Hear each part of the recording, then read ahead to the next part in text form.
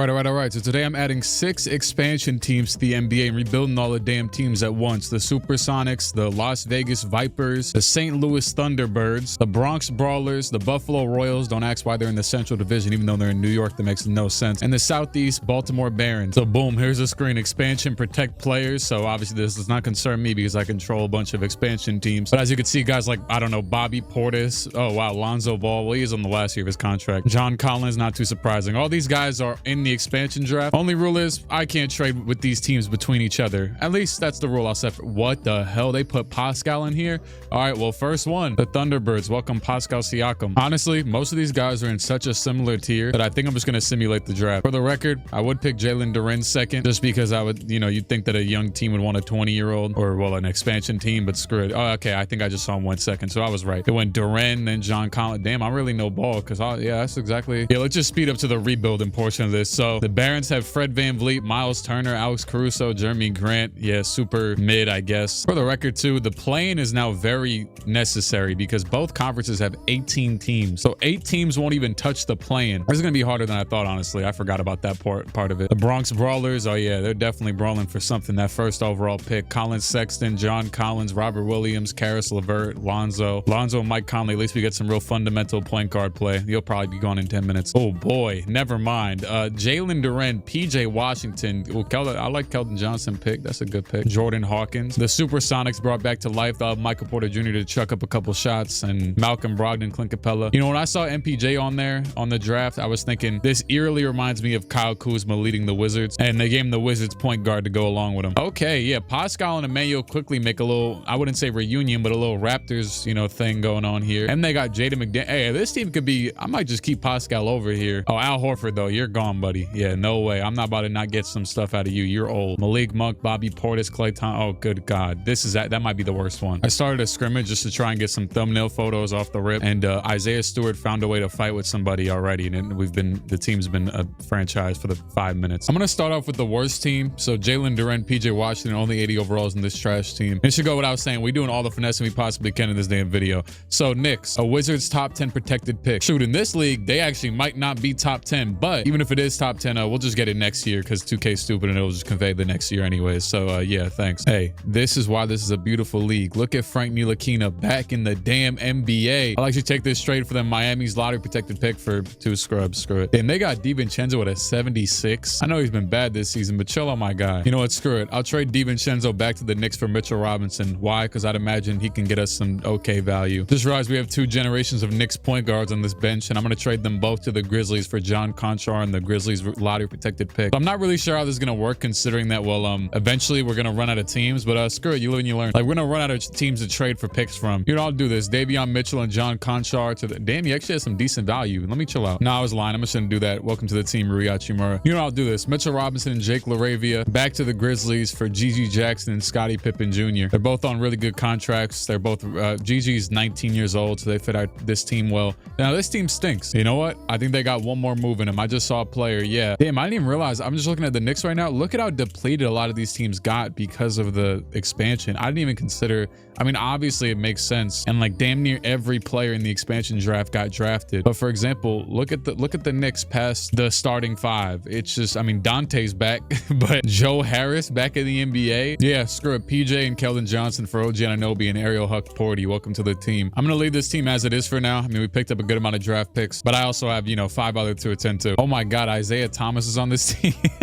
Oh, that's actually kind of fire though. It's Seattle. I know he's from. Hey, screw it. We're going to work backwards this time, and the backwards is definitely working because we could trade MPJ and Malcolm Brogdon for Walker Kessler and Lauri Markkanen, and I'll take this 10 times out of 10. Yep, we're getting to work off the rip. Lauri Markkanen and Amir Coffey for Trae Young. They're asking for our 2nd round pick, but I think it's worth it. I didn't expect to go this route with this team this immediately, but Trae Young and Walker Kessler, oh snap, I brought him back to Clint Capella. I didn't even realize. I'm sorry, Isaiah, but as soon as you're here, as soon as you're gone. I'm trading him to the Celtics though, so at least maybe that'll make up for it. I don't know if they can rekindle that relationship. relationship anyways. I think I finally have a plan in mind for all the teams. Now, this might seem obvious, but to acquire the most valuable players in every single pick I possibly can. With that being said, Pascal Siakam, there's a reason why he was in the damn expansion draft. Now, I didn't expect him to be there, but he's 30 years old. We also got Al Horford and Malik B. Oh yeah, by the way, yeah, I moved to another team because I felt like it. I could either take, this is my most tough decision yet. I could either take Zion and Yves Missy for this 3 package deal, or Amen Thompson, who ends up insanely good in this damn game. But I think I'm just gonna take Zion because Yves Missy is also good too. But you know what though, actually? Nah, I'm not gonna do this. I'm gonna do this one. I have a reason. Amen Thompson and Dylan Brooks. See ya Pascal. Amen, welcome to the team. This team takes a step back immediately, but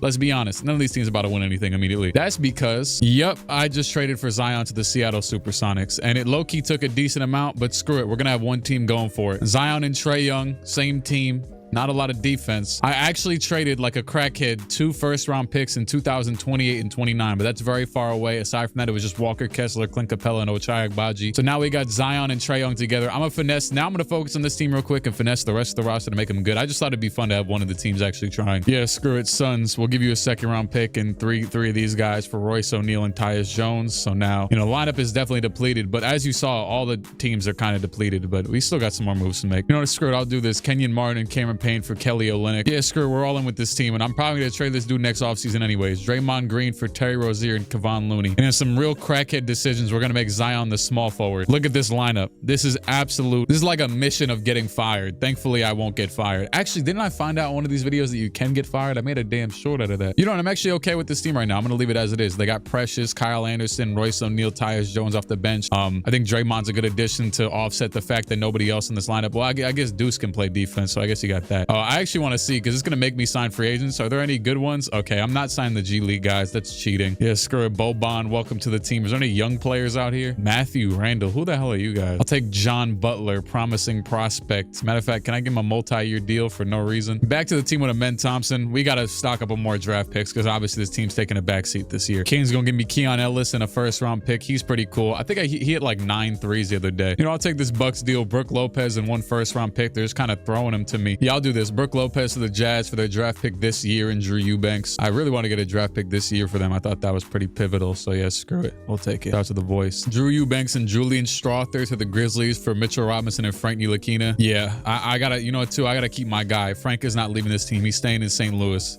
He's got to be on one of my teams. I'm sorry, Mitchell Robinson. I lied. I'm able to swap Mitch and Dalen Terry out of here for 3 first-round picks from Atlanta, so I'll take that. Sorry, Dalen Terry, too. D'Angelo Russell. Yeah, I'm getting you out of here for one of these 2 things. Yeah, screw it. D-Lo for this Nets first and Jalen. Oh, it's actually a Philly first. You know, they'll probably fall off, too, by then. Screw it. I'll do another trade with the Nets for a Milwaukee first and Chuma for DeAnthony Melton. And now this team, because I'm low-key getting tired of doing this, this team is set, but also it's just for good reason as well. They all have multi-year what do I look at for that? Oh, yeah, there you go. Most of them have multi-year contracts, and they're pretty garbage. So regardless, they'll get the job done this season, what they need to do. Yeah, this team is just straight up like, no lie, there's just go from top to bottom and trade every single player from this team. This is garbage. Oh, wow. Okay. So the trade was originally Malik Monk, Bobby Portis, and Aaron Wiggins for Jalen Suggs and Anthony Black. I just decided to add all 3 of their first-round picks, and all they asked back for was Klay Thompson, and they're giving us Gary Harris. Yeah, screw it, easy. So we just stole the Orlando Magic, and now we're fully. That was perfect. That was actually perfect. Their picks might not be that good. I mean, it depends. This league is very complicated. I like Jalen Wells. He's cool. You could stay around. Screw it. Mason Plumlee and Monte Morris for a Jazz first-round pick and Ty Jerome. Shout out to Ty Jerome. I had no clue he's an 80. I've seen that he's been playing pretty good, but an 80 is insane. Oh, yeah, he's off the team like all hell, though. He probably knew that, though. Yves Missy, welcome to the team. Oh, yeah, we're at the point where they're offering me pointless trades, and I'm still going to do them anyways. Yep, easiest trade of my life. John Collins, Robert Williams, and Karis LeVert for Rob Dillingham and Julius Randle. Earlier, I got offered this trade for Pascal, but this is way easier because Rob Dillingham ends up really good in this game. So, yep, Julius Randle, welcome to the Bronx. Welcome back to New York. I might trade you again. Yeah, I'm going to trade you again. You have 1 year left on your contract. Screw it. We're putting some chips on the table. Atlanta, thank you for the trade. We have moved Julius Randle, Mike Conley, Dorian Finney-Smith, Duncan Robinson, 2 first-round picks, the furthest ones to be exact, for Jalen Johnson, Lauri Markkanen, and Mitchell Robinson. As a matter of fact, I'm about to switch their positions. You go to power forward, you go to small forward. Oddly enough, enough, we've kind of built a pretty decent team in like 3 seconds over here. Didn't I say I was trading it? Yeah. And then we ended up with Rob Dillingham, who I kind of want to start. In a turn of events, yeah, we're locked in over here in the Bronx. I'm trading AJ Green and Lonzo for Austin Reeves, who I know is on a pretty decent multi-year deal. And I decided to trade Lonzo. I rock with Lonzo, but because he was on a 1-year deal, I'm not trying to deal with that. I'm gonna put Austin Reeves to the 2 because he, for some reason, at the 1. And I think, oh my God, why are they trying to start Aaron Holiday? I'm about to trade you just because of that. Yeah, Charles Bassey, pull up to the team. I don't user teams. Oh, I didn't even realize. There we go. That's more like it. Kevin Knox, pull up to the team. Yeah, now Rob Dillingham's the starter. No ways around it. They could put Sexton over him, but if they do that, whatever. Well, they'll figure. He's still gonna be in the rotation either way. Now we got Rob, Austin Reeves, Jalen Johnson, marking it. Boy, we are not playing defense. I don't know why Mitchell Robinson's off the bench, but I'm not even gonna change that. What's funny is the first team I built is low-key the worst one. And last but not least, you know, I like the thought that the Baltimore Barons had. They have Alex Caruso, they got Miles Turner, they got Fred VanVleet. And I'm saying these names specifically because they're all good at defense. Jonathan Isaac, Ben Simmons, but they're all old and 30 years old. This is not, and they're just mid. This is not gonna, I almost want to leave you guys as a control group. But in my mind though, I also can't let them have all these garbage expiring contracts that are gonna turn into nothing and dust. Like they literally, the whole team is a damn expiring contract. Look at it. Miles Turner, Fred, who's got a team option that no one's gonna accept, Caruso, Dinwiddie, Ben Simmons. But sometimes it's an advantage because you could trade these big contracts for really good players. Now, who the hell does they want to, who wants to trade someone good? I don't know. Hey, I just decided to sort by youngest players and I clicked on the third one, which is Derek Lively, and they'll give me him for Alex Caruso, Miles Turner for Lively and Gafford. Yeah, thank you very much. See ya. Hey, I did the same thing again. Daniel Gafford to the Thunder for Cason Wallace. Yep, easy. I can do Fred VanVleet for James Harden, basically. You know, I'm probably gonna, I'm going to trade Harden again, but I'm doing this for some value. Let's see. Yeah, put the best at shooting guard. I haven't even done that really this whole video, but yo, I'm not gonna lie to you. I have no clue how I just made this happen. I like entered the flow state, the zone, the absolute insane zone. This trade you're seeing right here is happening because I got it. They just offered me it. They just, you know, re-proposed the trade as this. Okay, this started as James Harden, and then I think they offered me like James Harden for Jalen Williams, and I think it was Hartenstein, but I also had like a pick and Vince Williams in there or something like that. Look, I ended up being like, you know, what if I get Chet Holmgren? I was just joking. I actually had to remove Hartenstein entirely from it. It was supposed to be Lou Dort and Isaiah Joe just to make the money right. When it got serious, when I clicked that, I'm like, they're not gonna say none. They added in Cason Wallace and Derek Lively, and I'm like, oh wow. They said, screw it, give me back Cason and add Derek Lively, and we could do this. But the thing is though, is they were asking me for like 2 picks. Now they've made it just 1 pick, which is our pick this year, lottery protected, which probably will be a damn playoff team now. We're just taking the Thunder for James Harden and Derek Lively and Cason Wallace. Basically, that's all this is, and 1 pick that will be a late first. Yeah. Welcome to the Oklahoma City Baron. Jalen Williams, I already knew that when you put him at small forward, he gonna get way better as well. Oh, small forward, power forward. Shoot, Chet probably, nah, Chet gets worse. I don't know when the hell Isaiah Hartenstein became an 85, and I'm gonna be honest with you, I'm probably gonna trade him just because we don't need him in Chet. This works way too well for this team. I have to take this deal. Hartenstein, Jeremy Grant, and a first-round pick in 2027 for DeJounte Murray and CJ McCollum. I think I'm not okay with having CJ old self on this team, but aside from that, we just set up this team for life. Hey, CJ McCollum basically with 1 weak first-round pick to the Nets for Cam Thomas, Bojan, and DeAnthony Melton. Cam Thomas, welcome to the Barons. And look at this lineup. DeJounte, Cam Thomas, Jalen Williams, Jonathan Isaac, Chet Holmgren, Isaiah Joe, Bogdanovich. I'm probably going to trade him. Vince Williams, DeAnthony Melton. And I haven't even traded Ben Simmons yet. Matter of fact, let me get my bang for my buck and save his career a little bit. Oh, it actually, damn, his overall doesn't even get better anymore. He just, oh man. Screw it. Jazz are offering MPJ and Brooke Lopez for these 2. Hey, we are wiped out of first-round picks. This team is officially, I mean, I think you could tell they were contending, but screw it. Another trade on the line. Brooke Lopez, DeAnthony Melton for Kyle Kuzma and Corey Kispert. Welcome to the team. And screw it, one last trade. PJ Tucker and Vince Williams for Jordan Clarkson, because I feel like we need another guard off the bench who can put the ball on the floor a little bit more.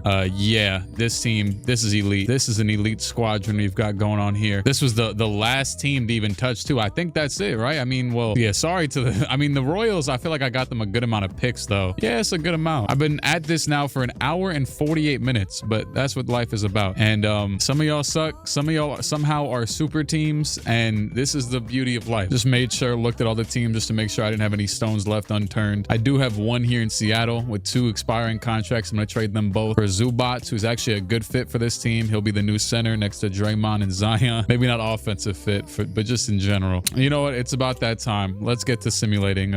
Let's go to that one team that's insanely good. Yeah, there they are. Hey, all these teams got a damn exception to fix their roster. Just do it automatically. I can't go through and sign players to all these teams. Damn, the Barons are actually kind of stinking it up right now. Matter of fact, let me cover all bases. Y'all got a good systems? Okay, they're all balanced. Good God, some of these teams are trash. You know what? Since they're the best team, I'm gonna hire the Barons. Matter of fact, I might go through and hire all of them new coaches. Somehow through all this, we built a team that's worse than all of ours. The Utah Jazz have 6 wins. Yeah, I guess I did steal from them like 7 times. Yeah, they are pretty garbage. Damn, I don't even know where their pick is. Let me see. That'd be actually really fire if I had their pick and I forgot. Damn, the Thunder have it. Oh, it's top 10 protected anyways. Like, all right, so the Barons, the Jalen Williams, you know, led team, Chet Holmgren, they're doing pretty good. They're 30-17. They're 1 game back of the #1 seed in the East, which is damn near #1 in the league. It's an absolute battlefront, let's say, in this league right now is the Bronx Brawlers. Speaking of battling, they're the 8th seed, you know, play-in bound as of right now, but only a few games out. And then the Buffalo Royals, this is OG Anunoby's team. Expectedly, they're not doing very well. If anything, it'd probably be in their best favor right now for me to just trade out their players and tank a bit more. The Vipers are absolutely terrible. You know, like I said, the Jazz are worse, but they are 2nd worst in the league with, you know, Yves Missy and Anthony Black and Jalen Suggs leading the team. Amen Thompson's team is also pretty trash, but if like, okay, Quickly's actually doing a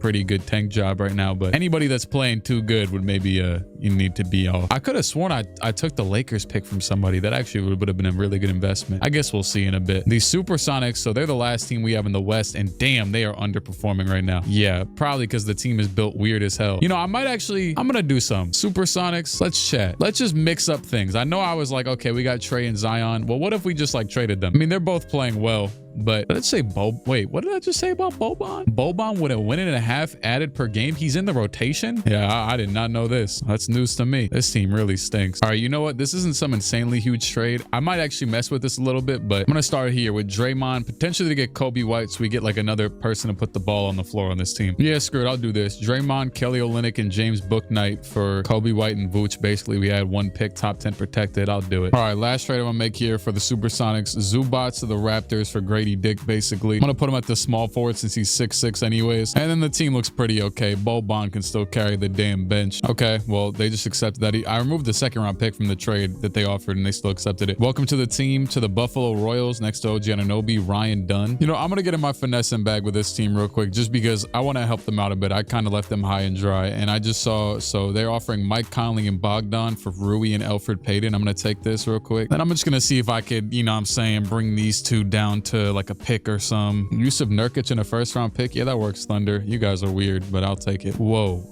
Okay, so I might have lied about what's his name playing with OG. I was messing around in the trade finder, and we could throw Bogdanovich, OG, Aaron Nesmith, and a pick this year from the Grizzlies, which obviously that's not us, so it's not really that interesting. For Paul George and Jared McCain to bring a legitimate young player over here. Obviously, Paul George and OG basically cancels out. I could probably trade Paul George for whatever I could trade OG for. Shoot, I could probably trade him back for OG, but the money will be annoying. But once I saw Jared McCain pop up, that's why you stay persistent for real, because shoot, yeah, I that's really it. Actually, there's no, yeah, that's the lesson. I could try and finesse. Okay, Bogdan, OG, Nesmith. I just got to remember those 3 players so I could ever come back to this in case I mess this up in the long run. But I mean, they don't really have anybody else I want, honestly. I'd just take some of your picks if you were okay with that. Some of these maybe. Yeah, this is already a crazy finesse as it is. There's no more finessing to do here. Let's just do it. Paul George and Jared McCain, welcome to the team. PG, you're out of here as soon as you got here. Don't even walk in the door. This is a 3-team trade basically. I saw one trade that interested me. What did I say? I could trade this bastard right back for OG and get Caleb Martin if I really want to. I might. Ooh. All right, so I'm gonna do. I've been looking for like 10 minutes now. I'm gonna do Paul George and Nurkic for Jimmy Butler and Haywood Highsmith. Obviously, this isn't the main trade. I will say though, we have Miami's pick, so if Paul George screws them over and sucks or something, that'd be good. We have Miami's pick. It's lottery protected though. Now, Jimmy, you're gonna get the hell out of here. You're not staying in Buffalo. Sorry for bringing you here, I should say, honestly. Oh my god. Oh my god. Oh, ladies and gentlemen, we have just conquered the impossible. I looked at the team intel screen. I took a gander and I noticed that a certain big man on the San Antonio Spurs was not untouchable, and untouchable he was not. We have traded Scottie Pippen Jr., our 2025 first, Jared McCain, the Wizards protected pick, Jalen Duren, and Gigi Jackson for Victor Wembanyama. He is now on the damn Buffalo Royals, I should say. Hey, you know what? I made it up for them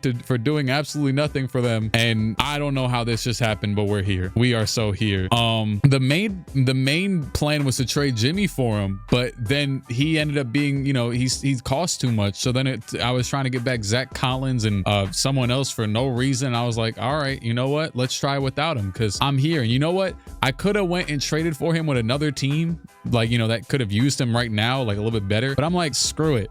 Like, let's just, and you know what? I might even break my rule because I have just conquered Victor. I could put Victor, screw it. I can put Victor whatever team I want. But this is insane. Nah, I wouldn't do it. But this is insane. This is insane. The team is absolutely null and void. We have no, man, the salary space is out of this world though. This is going to be the most interesting team in the offseason for us. Jimmy has to go because he has a player option too. I mean, he's going to accept it, but I want to be able to trade him and he's going to go right now. I'm not even going to waste time. I would have never thought in a million years I would have traded for Victor. All right, we're going to do Jimmy, Jordan Hawkins, and 2 firsts for Brandon Ingram and Isaiah Hartenstein. Now, I really don't want either one of these players, but it was more so to diversify and get 2 mid-80 overalls so I could trade them. Oh, yeah, I also traded Jordan Hawkins, so I forgot about that. Yeah, so like now, instead of trading Jimmy for him, I could just trade Ingram for OG if I wanted to, but I don't want to. Okay, this is who I really wanted. I wanted Darius Garland because he's pretty damn good, but I'm just going to test the waters while we're at it, at least. You know what? That's the player I envisioned, so I'm going to go and get him. I don't know why they're valuing Evan Fournier in any way, but I finessed it a little bit. We gave up a worse first-round pick, so welcome to the team, Garland. This is honestly a pretty funny trade. I'll throw another one of our firsts in here with Hartenstein and Niang and Merrill for Naz Reid and Rudy Gobert. I'm really trying to downgrade to then outgrade. I don't know what the hell that means, but I rock with you, Ryan Dunn, but I'm gonna have to give you up for the sake of this team's competence, I think. Rudy Gobert, Ryan Dunn for Herb Jones and Jeremy Grant. Not an exciting move, but it's something. Man, I went and scrounged up the most absolute garbage or like, you know, bottom of the barrel role players you possibly can. We got Ricky Rubio, Jay Huff, Julian Phillips, Kevin Love, and Torrey Craig leading the bench with the starters of Garland, Herb Jones, Jeremy Grant, Naz Reid, and Victor. I think I'm just going to leave it at that for this season. I mean, to be fair, this is a really good core past this season, but we just, they're the 15th seed, so I don't know if they're going to be able to, I mean, they're only a few games back. They might be able to get it done. They might be able to get it done. I'm going to make sure I'm optimizing their best players because like Ricky Rubio is not, you know, contributing the wins. It's a really funny statement, especially when Ricky Rubio is retired. Shout out to Jay Huff. I rock with Jay Huff. I'm just going to let them rock at this point. I think after all that, the Vipers, they're all right, dog. They're trash. We'll just leave them as is. They're doing their job well. RIP to that Wizards pick we traded for Victor from that other team. With this team, the Thunderbirds, I think that I like their core too much to where I don't feel like messing it up right now. They're 15th. I mean, they're pretty damn bad. I want them to be bad. Quickly is not helping them win anyway, so I'm not going to want to trade him. Yeah, after we just got Victor, we'll just keep it pushing for now. I think that's a safe assumption. Jokic won MVP. Jared McCain wins Rookie of the Year with the Spurs now. Oh my God, that is insane. Derek Lively traded him to the Thunder. Victor wins DPOI over here, and he wins Most Improved. That's kind of insane. Michael Stauffer, Coach of the Year for the Baltimore Barons. Okay, that's that Jalen Williams. So we got a team who's the best in the league. We got a team with Victor on it. You know, I got like a little bit of a mixture. Give it like 3 years. This is going to be insane. Out of our teams, we got Victor on the second team. Granted, he played like half the year on a different team and actually nobody else. So, I mean, that's what's up. Victor, obviously here. And also Chet on the all defensive second team. So is Amen Thompson. Rob Dillingham makes all rookie first team. He averaged 12 points. I knew actually he was a little bit more efficient than I honestly thought he would be. So this is pretty good. Good season. And Yves Missy also made it as expected, as you would expect probably. All right. Any teams in the play-in? Seattle is over here in it, and so is the Bronx team. I think it's going to simulate one game either way, regardless of what I do. So wait, let me see. Okay, no, they're kind enough to tell me the Seattle game comes first. So Seattle with Trae Young, Kobe White, Grady. Yeah, they have a, I mean, they're playing the Suns. This is going to be tough. Okay.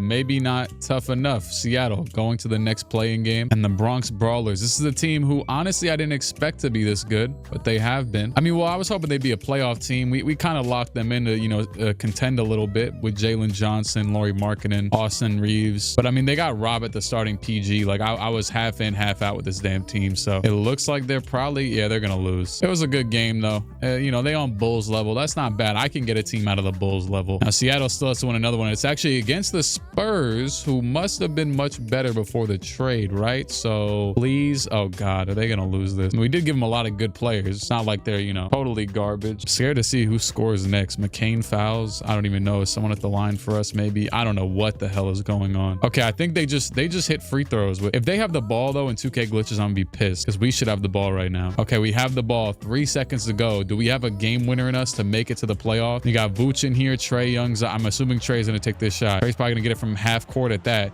Oh, it goes to the corner. Zion will take a pull-up midi, and he makes it. Zion Williamson with the game winner. Zion puts us in the playoffs. Let's do it. Thank you, Big Z.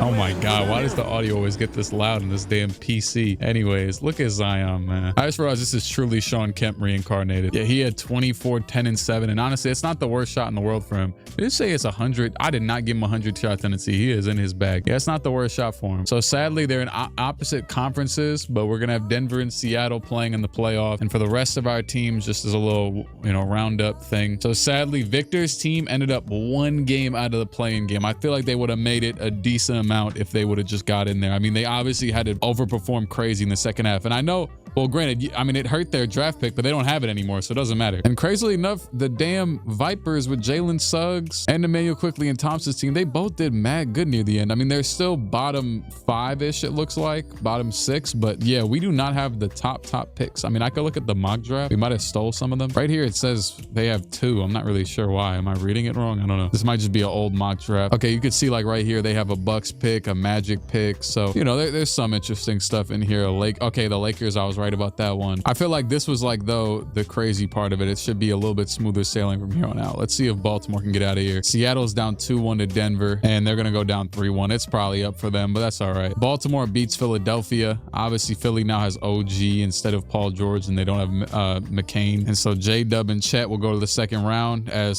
sayonara Seattle. Boston actually made it far in this league, crazily enough. Isaac is starting over. You got to remember, this team is pretty insane. They have Kuzma off the bench. They have Michael Porter Jr. off the bench right now. Jordan Clarkson, Isaiah Joe, Corey Kispert. Can we get a championship winner year 1, please? 4-2. They're going on to the conference finals against the Knicks. Now with the Knicks, obviously we took OG. They still have Keldon Johnson, and their deep rotation isn't very good. And they were number 1 for a lot of the year, but then we came back and started rolling, and maybe we just got it. I don't know. It's 3-2, 4-2. The Barons are going on to the finals, and Jimmy Butler and the Pelicans have made it. I absolutely obliterated the Pelicans, like literally entirely obliterated the Pelicans. So for them to be here is kind of insane because they now have Jimmy Butler, Rudy Gobert, Walker Kessler. I traded with this team so many times. The only player I didn't trade for was Trey Murphy. Herb Jones is on the team with Victor. DeJounte Murray's on this team. So this was, we traded, I don't even know. I think we traded players who got traded and then traded some more. Like, shoot, one of the teams we traded for had Jordan Hawkins and we traded him back. I don't even know. But hopefully this is smooth sailing. They're the 6th seed. The Barons go up 1-0. J-Dub. This is a fun team too because they're not like insanely overpowered, like top heavy. They just have mad good players. Obviously that one Thunder trade was miraculous. I thought that would be the best trade I've done all year, but then the damn Victor one came through, which granted, the Victor trade wasn't good, but it's for Victor, so it's good. And to be honest, we really didn't give up that much. We gave up like 3 role players and Jared McCain and mad picks, which were a lot of them protected. Anyways, the Barons go up 3-2. I mean, they were already up 3-1. They just lost the game though. And this is going to be it. We are going to bring Baltimore a damn championship year 1. So the hard work and perseverance was worth it of all this damn time spent building these teams in year 1, because year 1, our expansion is a success. Hell no, the video ain't in and you ain't stupid, but we're in New Orleans, sadly. We don't get to see the home court, but I like the jerseys though. I like these jerseys they're wearing. Pass down to Chet. I don't even know why they're still going for buckets, but screw it. Chet's about to get him a bucket. Oh yeah. He's over here dapping up mad leisurely like you shouldn't be celebrating a championship. This is really odd to see pan out. I just skipped the whole damn thing on accident. Whatever. Cam Thomas and J-Dub both had 24. DeJounte had 20. I don't even know who's going to be the finals MVP. It's up in the air. What? Huh? Jonathan Isaac with 0 again. No way. Oh my God. Oh my God. Yo, he was 0 for 18. Wait, is this in the playoffs or the finals? It says that's in the playoff. Was he really 0 for 18? Oh, he was 0 for 18 from the field in the entire playoff. And they gave him finals MVP? Can I just see this? Hold on. Why did they just give this crackhead final? They said, yo, you were so trash. We're actually enamored. We have to give it to you. Why am I looking at Sixers players? Why can I give the finals MVP to Sixers players? You know what? Jonathan Isaac, finals MVP. I said it was up in the air. Oh, it was up in the air. All right. Can I really see this? There's no way he had no points. Okay, he had points in the whole whole playoffs at least. He might have really not scored in the finals though. Let me go check. No, he really didn't. He did not score in the finals. Why does it say 0 for 3 every single game? What glitch did I just run into? It says 0 for 3, 0 points, 5 rebounds, 1 assist. Were his stats on the dot? I think they were. I don't think they were even decimal points. What is going on? But then when I go to him, wait, let me see. Oh wow, wait, it really says he was 0 for 5 in every single. Wait, let me check. Game 1, 0 for 5. What the hell? The stats are the same for. Okay, yeah, it doesn't matter. They got a ring. They earned that damn ring. Anyways, Russell Westbrook retired. To Kevin Love trying to retire from the Royals. You can go, honestly. They didn't have any hope with that bench anyways. Russell Westbrook, sayonara. And I only had the league rules on because so the expansion draft could happen. I think I don't even like that stuff. Although I should have looked at that better, because was there any cool ones? Hey, elimination tournament for draft lottery would have been funny. All right, speaking of the draft lottery, so I don't know what picks of these are protected or not protected or what, but I see the Thunderbirds in here 3 times. The what team is that again? St. Louis. Yes. Why was I saying? You know, it's funny. I almost added a team that was Louisville, and I'm like, oh yeah, Louisville, but that made me want to say St. Louis instead of St. Louis, like 80. The Vipers got 3 and 11. Honestly, yeah, screw it. We'll see what happens. Oh my, it's 20 picks. I gotta see the first team to jump up from like a really far distance. That's all, because they jump up to the top 4 from 18 if they jumped up right now. The odds gotta be at 1.5%. Yeah, I guess that is true though, because now like a lottery protected pick is kind of insane, because outside the lottery, well, no, I guess it's the same amount. I don't even know. Okay, Spurs take that Buffalo pick. That's the pick that they traded Victor for, number 14. So far, Thunderbirds have never, they hate it. I'm talking about Thunderbirds have never, what's it called, a top pick. They ain't been in the league. Screw you. Anyways, so far, no changes whatsoever. And this is a lot of picks to be no changes. My God. Hornets 7. So yeah, we are almost at hopefully the Vipers. I think they're the only team. Let's see. Thunderbird. Okay, the Thunderbirds have moved up. The Wizards and the Thunderbirds, I guess they just said, okay. And the Vipers will get pick. Nope. Okay, so we're going to have 2 teams in the top 4 in this damn Cooper Flag Ace Bailey lottery. Please, Blazers. Okay, no, the Vipers are gonna fall to 4. That's okay. Hey, we got a team in the top 2. I'll take it. Ace Bailey or Cooper Flag. And okay, the Wizards will get pick 1. It's glitching right now and saying it's us, but it's not. The Wizards get pick 1. St. Louis gets pick 2, and the Vipers get pick 4. We might as well just get into the draft, honestly. I mean, if we really want to be nasty, we could trade up and take the Wizards pick as well. I mean, that's kind of what things you got to do for real, but I'm actually confident in like most of these teams. So Thunderbirds, they're the one, so they have 2 now, and they're the team with Amen Thompson. So whatever combination they have with him and whoever I draft there will be really good. Now, if we could make this like a super cheesy team and get the first pick, that would also be insane. I could probably do it pretty easily, I'm not gonna lie, because yeah, Emmanuel Quickly, like if we just part ways with one of those type of guys, we could do this pretty easily and have 2 and 1. And as we've proven so far, I'm totally fine with cheesing the damn system. We could low-key just do it just for this. Matter of fact, keep Quickly. Do Dylan Brooks and me. I don't know. They also have a ton of cap room, it looks like. So that means that we could trade too, and then we could actually finesse and probably sign somebody as well. That's the only tough thing though, is that there's gonna be like, I know the free agent class this year is usually, I feel like it's usually mid, so there's not gonna be a lot of free agents. And I'm trying to sign with 6 different teams. Okay, they declined that, but I know by how long the screen just took to, like, you see how like it lags behind, like they really thinking about it. Yeah, they're gonna accept this damn trade. I'll trade a 2029 first. How about that? How about just like, do I have like another trash roll? Oh yeah. Y'all love Cody Zeller over there. There you go. I had another 2nd round pick, Cody Zeller and Vit Krejci or whatever the hell his name is. And somehow this garbage got us the first pick in the draft. I love it. So now they have back-to-back. Can we get the Vipers to go talk to the Trailblazers? Now they don't have as much to work with, but it's only the 3rd pick. Julian Champagne's already a 2.5 star as it is. Hey, Isaiah Stewart was cooking, by the way. I was looking at their estimated wins at it, and he had a +9. Oh yeah, they're gonna take this trade. This is gonna happen, because look at this. They're trying to trade us pick 4 for Aiden. I mean, granted, everyone always just trying to get rid of Aiden, but this is the perk of just keeping random players on your team for no reason. I'll throw in Jaden Hardy. I don't really care. There you go. Boom. So now they have pick 3 and 4. Obviously, we got 2 breadwinners here, and then the rest of the teams are kind of just out and about. I mean, could I just get every pick just for the hell of it? I mean, I like this team from the Bronx. They're cool, but actually, let's go ahead and give Victor a teammate. Yeah, this is literally exactly what I was thinking.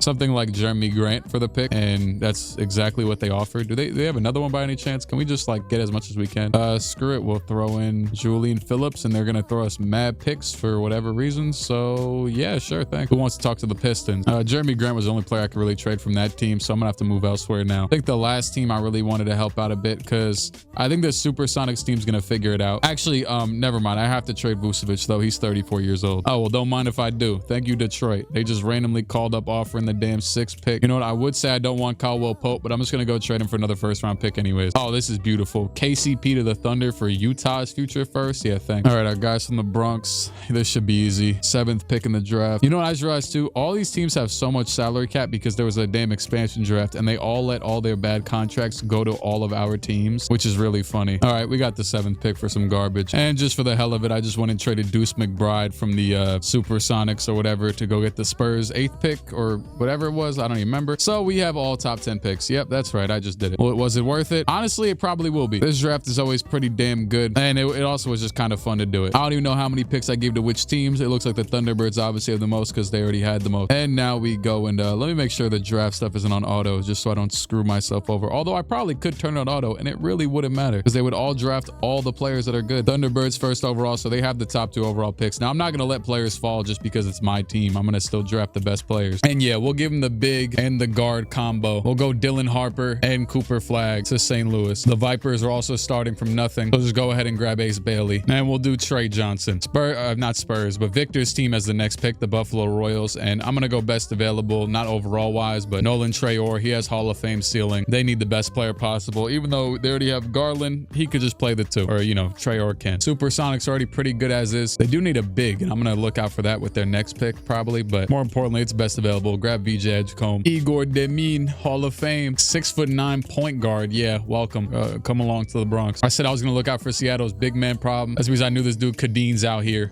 Pull up, Kadeen. Welcome. And the Thunderbirds back again for their 2nd set of picks. It says McNeely's stuff is only a starter, his ceiling. I feel like I've never seen him be that bad in these. I can't remember though. But honestly, he's 18 years old with a C+. I'm willing to take the risk. Liam McNeely, welcome to the team. I'm gonna get them Noah Asenge. He's a 6'10" forward. So this team doesn't have a center right now. They'll figure it out. But I think if he's the best rated, he's probably a good pick here. And the Vipers pull up back around again with Ace Bailey and Trey Johnson already on their team. Once again, they could just use whoever's the best available. And they got Boogie Flan saying Hall of Fame on him. I mean, he is 6'2", so I got to be careful because they already have some guards. But yeah, you'll figure it out. The Bronx team back up here again with 15th pick. Hey, this dude says Dwayne Wade Hall of Fame. Pick him. Honestly, while we are going to... Actually, I'll make sure to draft every player. Screw it. Oh, this is the Royals as well. Yeah, they need their role players badly. And I'll draft this dude because he's young. He's the best overall player in here. And he's still got all NBA potential. Don't know who the hell you are. Your wingspan looks crazy short, but that works. Oh, hey, Mikey Williams. How you doing? We're pretty far in the draft, so yeah, it's basically over at this point. Only team that didn't have a damn pick is, you know, the #1 overall, the champions. I didn't feel the need to give them one. All right, the only team that's got to worry about a re-signing, which I'll get done immediately, is Cam Thomas. Got to go back to the Barons. They don't have money anyways, so I'll just get that done early. I might even turn the signings on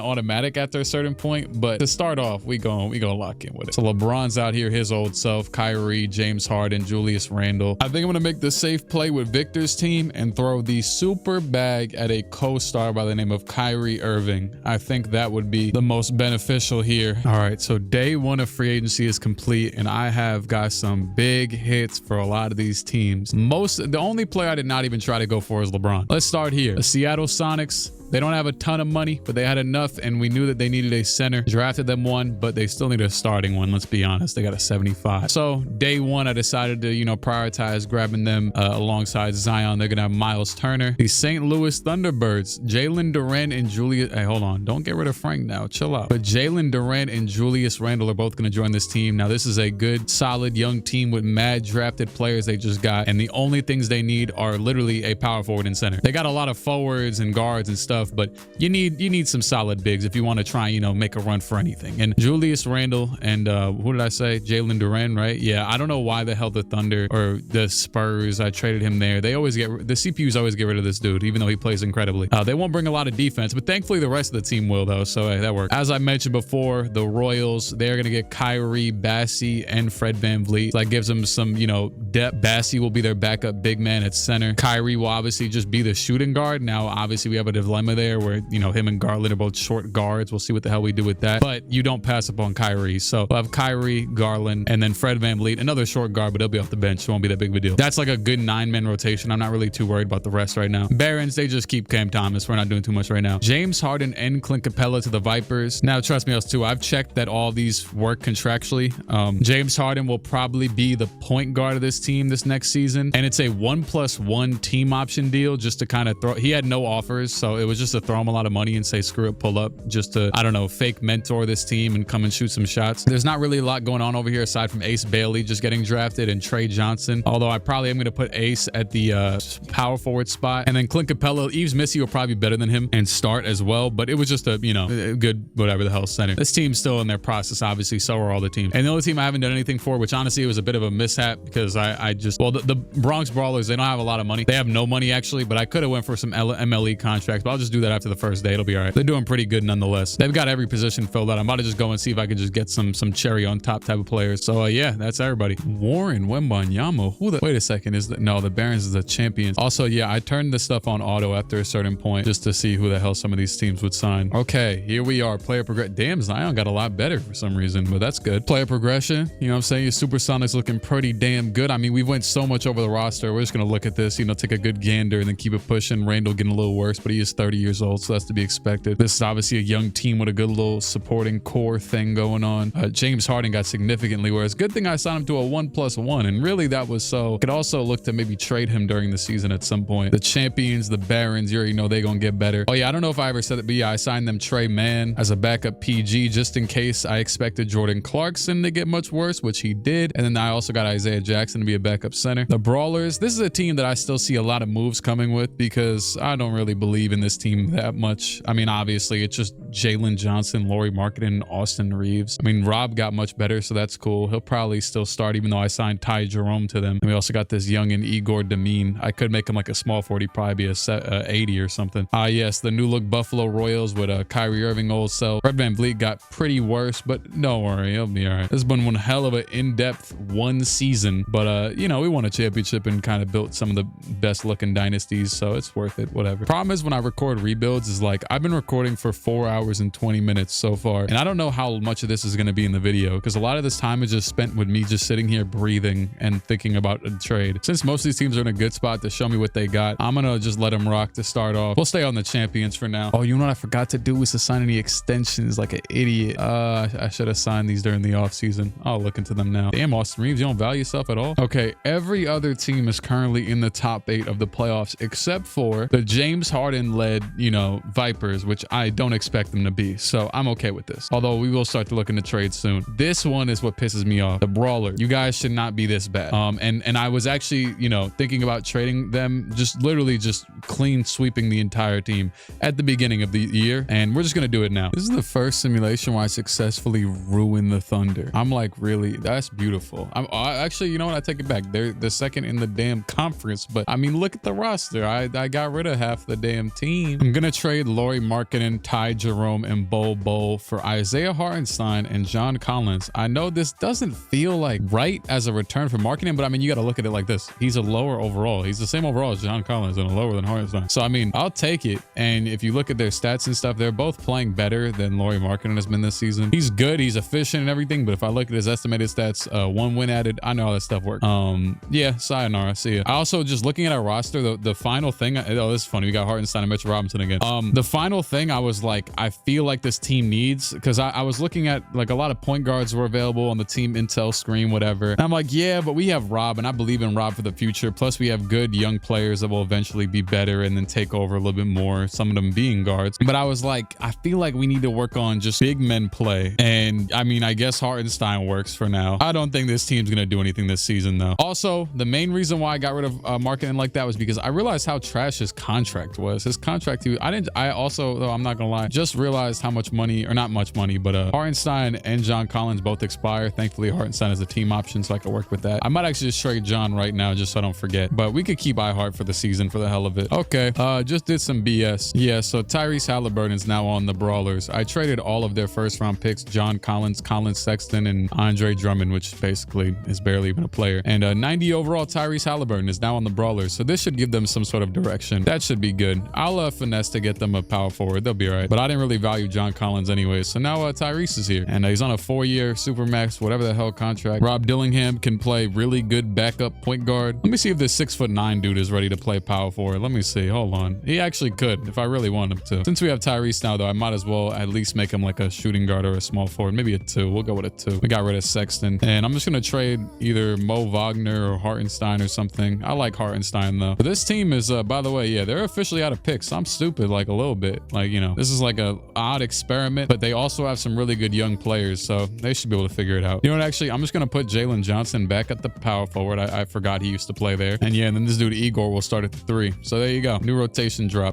Get TJ Warren the hell out of it though. Screw it. The Kings are lobbing me this on a silver platter. James Harden, KCP, and Jalen Williams for De'Aaron Fox. I mean, aside from that, what I could do as well, I don't think he's the most insanely. I could trade either Jalen Suggs or Anthony Black. He's probably not too insanely important to this team, but it looks like all the offers I get are from my own team. Yeah, no, everyone I do though, it just keeps on popping back up De'Aaron Fox, and he's on an expiring deal, but I mean, so is Harden, so we don't really lose anything here. Yeah, screw it, thanks. So I guess a little bit more direction and purpose for this young team that's like the 12th seed right now, but we don't expect much. That's all right. I think this is going pretty well. All right, so it's a trade deadline, and I'm actually really happy with most of the teams. The Thunderbirds, St. Louis, hey, they are 5th in the conference with this young team, with the only 2 signings being Randall and Jalen Duran, with Cooper Flagg and Dylan Harper playing heavy minutes. They are 5th in the Western Conference at that. I would say the Vegas Vipers are overachieving after that trade of Harden for De'Aaron Fox. They're at the 8th seed. That's pretty decent. The Barons, you know what I'm saying, Baltimore, they're trying to repeat their championship. The Bronx Brawlers team, we're gonna talk about them. They're one of the disappointing ones. I mean, I did just get them Tyrese. They're kind of inching on the playoffs, the top 8 right now, but they're not in it. Victor's team, playoffs. Can't be mad at it. I'm not gonna look to change anything with the whole Darius Kyrie backcourt. I mean, you also got Herb Jones and Victor making up for it. So, and then the Supersonics, a bit underwhelming. They're also another team I might just look at and see what the hell they're up to, because yeah, it looks like Zion's just the most valuable player on this team, and then after that it's kind of just a random, like, what's Jordan Goodwin doing? I didn't even know this dude was playing, but I guess he's one of the more valuable players on the team. He was an undrafted. Oh, I remember this guy, I think. Yeah, from the Wizards from a few years ago in real life, but he doesn't have a face scan, so I kind of forgot. It says Grady ain't contributing much to this team, so I might have to get him out of here. Oh yeah, his morale's down. I haven't even seen this yet. His morale's down. He's pissed. He sucks. But the Sonics do have the Jazz 1st round pick still, which could be the most valuable pick in this draft. Okay, I traded Grady in the only trade that made any sense for us, and that was to trade 2 1st round picks, swap best with the damn Clippers, and our own 1st round pick in 2030, plus Grady and Christian Wood for Dyson Daniels. So Dyson Daniels is going to be our new small forward. He goes up to an 86. I didn't know that. I just thought he would. And our kind of connecting piece to this lineup, because obviously Grady wasn't doing it, not only offensively but also defensively, and Dyson Daniels is one of the better defenders in the league now. So like ideally in my head as I looked at this team, I was thinking like I wanted to have like a OG Anunoby type of player. Like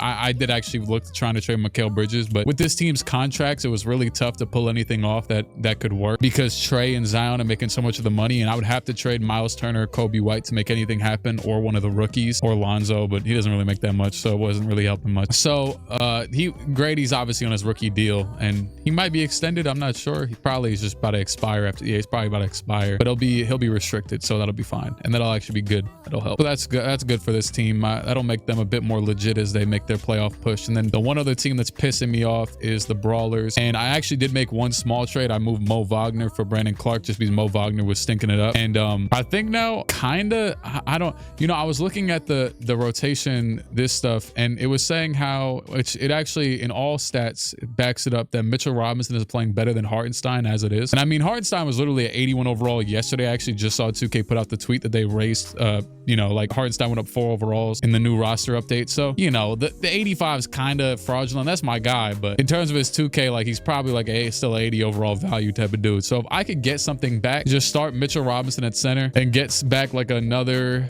you know, top tier piece or something. And I have my best, I have my best success whenever I seek out the damn players myself. And I'm not gonna lie, like as you can see as I scroll, it seems like players are just readily available on 2K, which I do love that about this My League this year. You know, I haven't made many videos, I haven't posted much of this, but how you could trade for a lot more players, it feels like. Only thing is though, we only have 1 first round pick available and not a ton of assets, you know, rotationally to trade. So I think I'm just gonna make whatever is on the trade finder for Hartenstein, because I don't want to at least something simple for like a player around the same overall, because I don't want to have to like mortgage anything more. And honestly, if this team isn't that good this year, they got a good future regardless. All the damn teams do. I had all the top 10 picks. Boom, done.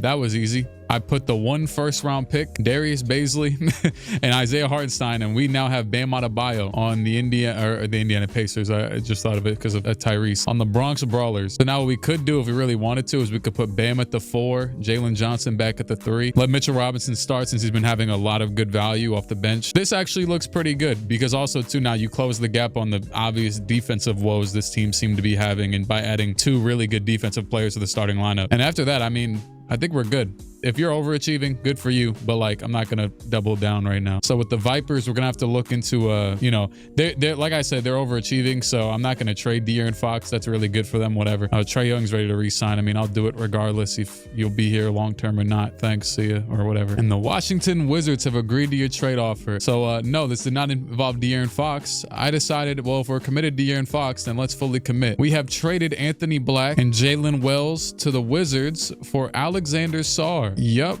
young, good big man who's going to be one of the better bigs in this league as the thing progresses. I could force him to shoot more, but as of right now, it's probably better off if he doesn't. We do have a lot of bigs. I actually think now this team has been playing well, but they're not, you know, championship contenders anyways. Sarr and Missy can be one of the better big man rotations in the league. I'm fine with trading Clint Capella real quick, seeing what we can get back for him. My choice here is 2 really good choices between either Chris Middleton for Clint Capella, who is still playing really well at his old ripe age and expires after this year on $34 million a year, or we can get Desmond Bane. Now we can get these 2 big contracts thanks to Kevin Hurt, who's making mad money, and Bane's playing even better. It just might be actually a turnoff that, you know, he's making this much money over this many years. But we're gonna have to re-sign De'Aaron Fox this offseason anyways, so I'm gonna take Desmond Bane. Younger, he'll be good for a while, and then he can actually just join. Probably they're gonna make him start. Oh yeah, actually yeah, because we had the rookie starting. He's good, but yeah, that works perfectly. And the rookie's playing mad good though, 16 points per game, but that's fine. You can go to the bench. And for the time being, I'll just cut our rotation down to, we have a pretty good 9-man rotation right now, so I'll go with that. And now the team really looks like a team. So yeah, screw it. Let me stop myself while I'm ahead and just actually get through this damn season for once. This has been one of the more interesting experiments though, because I've never had to do this many trades in one season, or I guess per season now. Luka wins MVP, Cooper Flag Rookie of the Year with the St. Louis Thunderbirds. A terrible name, but whatever. Dylan Harper wins 6th Man of the Year, right behind Cooper Flag. So I would assume he was probably 2nd in Rookie of the Year. They both averaged 15 points, and Flag averaged more rebounds and almost as many assists. I was actually just watching a highlight tape on Twitter of Cooper Flag in college, and Dylan Harper, I really like his game. I've seen him play as well a lot. Not a lot, but you know. Victor wins DPOY. He averaged 25, 14, 5, 2 steals, and 3 blocks, and this was obviously his career highs in literally everything. Cason Wallace, most improved player over there in OKC, and Chris Finch, Coach of the Year for the Timberwolves. We've definitely mauled the Timberwolves roster a few times, so good for them, I guess. Victor makes the All-NBA first team. Tyrese Halliburton makes the 2nd team. He was in the Bronx for most of his season, and so does Jalen Johnson. Wow, I did not expect that. Hopefully they made the playoffs. Buffalo Royals, Victor, defensive first team, obviously, and Bam makes the defensive 2nd team, to be expected. Another player from the Bronx. Sounds like I'm saying he's from the Bronx. You know what I'm saying. All of the all-rookie first team is all of our players, since, you know, we just took over the damn lottery. Obviously, these are the first 2 picks and the 3rd one. This is the 7th pick and the 5th pick, because this dude found a way to start. And now we are looking at, so far, immediately in the playoffs, 3 teams in the West, all 3, and oh boy, we might have every single team in here. I actually didn't even expect that. I felt like I didn't give up, actually. I kind of just doubled down and helped out the other teams. So the Barons and the Royals, so these 2 are about to be a damn bloodbath if they can meet up, because we got the champs got tied up with the new Victor Wembanyama led team. This team, honestly, it's good, but it's not like perfect or anything. Like I think Aaron Holiday, yeah, it looks like Aaron Holiday is in the rotation. Oh no, okay, I cut it to 8-man rotation. Yeah, it's just not a perfect team. Like I didn't really like fully double down on it because it was kind of tough to get them to this point in the first place, and then they were playing good and I had to help the other team, so he said screw it, let them rock. It's elite. I just would have filled out the bench more and then probably got a power forward to let Naz Reid play off the bench. Not that he has to, but like ideally it would have been good. But look at him go. I mean, damn, the team was just incredibly efficient, really good at everything. Actually, Fred VanVleet wasn't efficient, but you know, he got his assists, probably played some defense. He actually started 3 games somehow. And And then the Bronx Brawlers. So Tyrese's team, you know, the couple moves we made, Bam and Mitchell Robinson and the solid bench helped them get to 46 wins. So obviously they're on a bit of a run right now. I'd hope they don't get knocked out in the play-in. That'd be kind of stupid. We look at some of these other teams that I've probably just absolutely ruined. I actually haven't really touched the Magic much. Actually, I guess I haven't really messed with a lot of the teams. Some of them I just kind of, it's like a few teams that I've just been bullying. But I mean, the Sixers, honestly, this was a good trade for them. I mean, actually, never mind. They lost Jerry McCain, but I mean, OG's probably higher overall than Paul George is now. Oh yeah, the Hawks. We've ruined the Hawks. I mean, the Hawks just have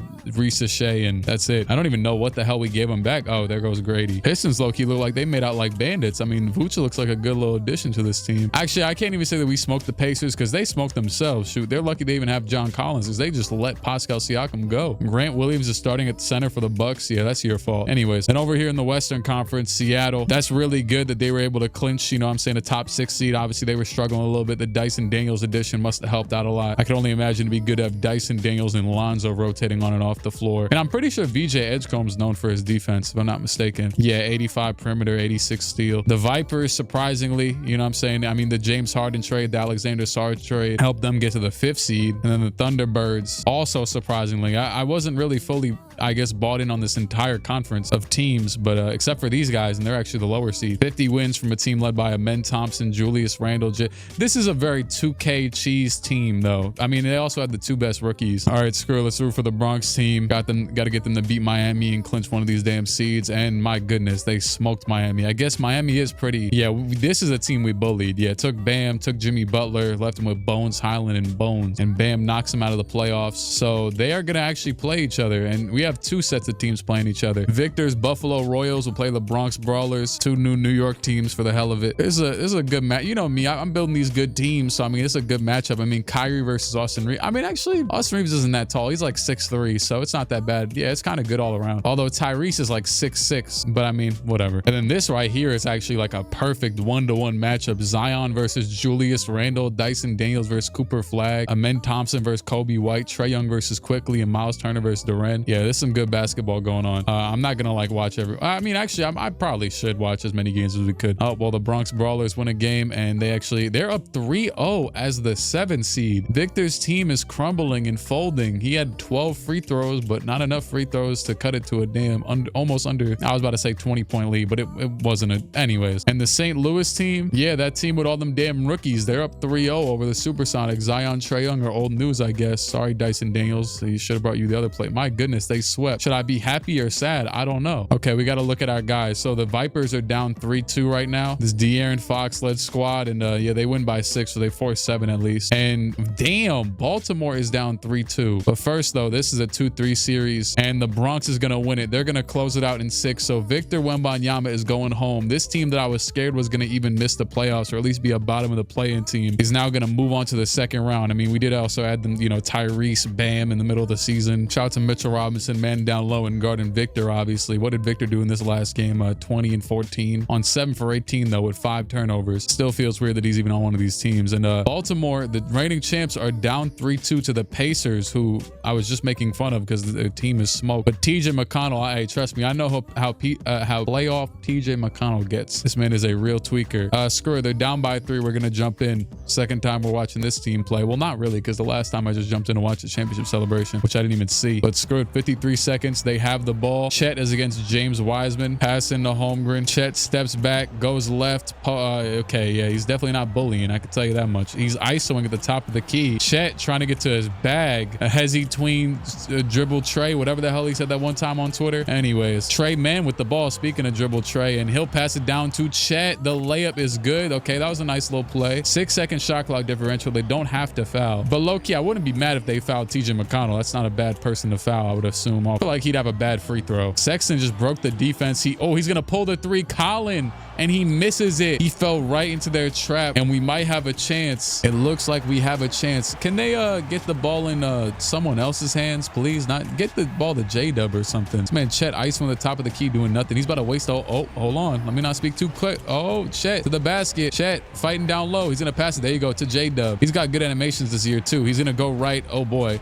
3 seconds to Cam Thomas. Contested 3. He gets fouled by Andrew Nembhard. That is the bail bailout of all bailouts. That jumper that everybody uses. Although I'm not gonna lie, I hit like starter 4 on play now, or on my career. I don't know what the hell I'm saying. And I unlocked that Patty Mills jumper now, so I had to change it. But I got this one Whittle Jalen Brunson build. It's pretty good. I made like a 6'1" build that definitely shouldn't be good. It has no dunk. I just be throwing up floaters and taking mid-range shots. It's kind of fun. Don't really play a lot though, I'm not gonna lie. And yeah, he hits both, and now we're up by 2. So Indiana has a chance to end this series if they hit a 3, but I mean, you know, up to you, I guess. The pass is gonna be into, it looks like Nemhard at the top of the key. Yes, it will be Nemhard. Can he make up for the foul? He cannot, and it is going to game 7. The #1 seed hangs on for another one, and damn, we were very close. Remember when I said it was gonna be a bloodbath between those 2 teams at the top of the conference? Well, we lost one already, damn near lost another one. Chet had 6 blocks, and yeah, I mean, this team is obviously holding it together. It was nice to not have to really do anything to them this season. And we have 2 game 7s now. So Vegas over here, they are going to lose by 9 points. It was a good run. Yeah, I mean, you're playing Luka Doncic. It's a young team. They were the team with the 3rd and 4th picks, and really shouldn't have been here in the first place. But I mean, you can take what you get. And Baltimore is out to a crazy run to start this one. Can they just hold on for a few more seconds? Yes, they will. And that is a 2-3, I believe, comeback. Cam Thomas with 23 points. He was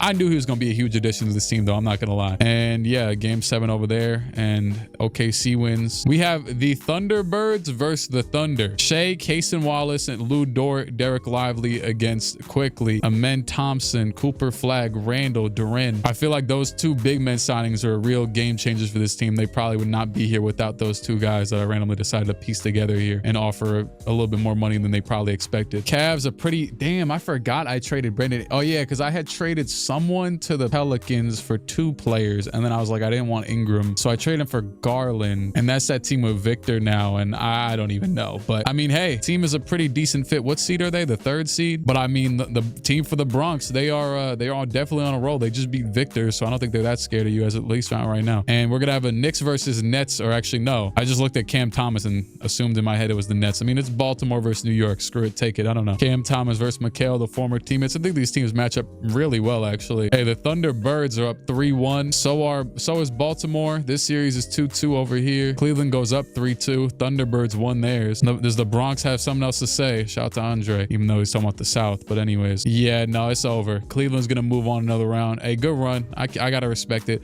We got 2 teams in the conference finals. We could have a finals matchup right here. Also really decently matched teams. And then Luka, which, man, Luka is just carrying, because look at this team. Lindy Waters, Jabari Walker, Day'Ron Sharp, Najee Marshall, and this 4th seed Mavericks team is in the conference final. I gotta check his stats as well, but he only has 180 overall teammate. He is averaging 33, 13 rebounds, and 10 assists in the playoffs. Not even shooting that well, but it really doesn't matter when you're the only one who could shoot the damn ball. I rock with Najee Marshall too, though. I won't lie. Hey, his teammates are playing pretty well, though, considering their overalls. Even the bench players. Respect. Is Dwight Powell in the rotation? Yeah, he kind of is. Barely, but he's almost in there. He's playing the garbage time minutes. And Baltimore is up 3-1. They are going to go back to the finals again. Luka is trying to fight.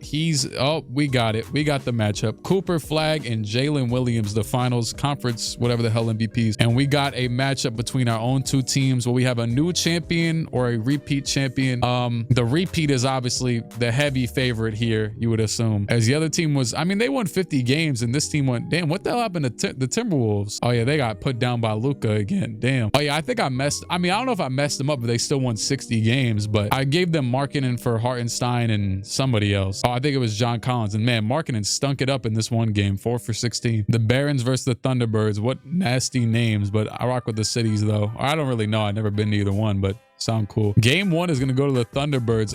I do not underestimate, I guess, Amen Thompson's versatility and insanity in this damn game. Although he's actually really like that. There was a play he had against the Knicks a few weeks ago. Also, he had 8 turnovers, but who cares? There was a play he had against the Knicks a few weeks ago where he caught the ball in the paint and did a pass fake and then dunked it all in like one motion. That dude is an insane athlete. And yeah, the whole starting 5 was way above double figures in this one. Hey, it is a battle yet again. If anything, more of a battle than last game. and it is 110, 112, 152 to go. Screw it, we're jumping in. Chet is going to go to the basket, and oh, he almost passed the damn ball away, but shout out to Trey Mann, who's in the game. He passed it back out to Williams. Williams over to Thomas. Can Cam get him a bucket? He just got him leaning on the damn triple threat, and oh my goodness, Cam Thomas, the fadeaway from 3. That's a Cam Thomas type of shot, though. Cam Thomas, I love like when he'll be in the most awkward spot in the mid-range area, like a spot that no one has ever shot from before, and then he just rises up and shoots it.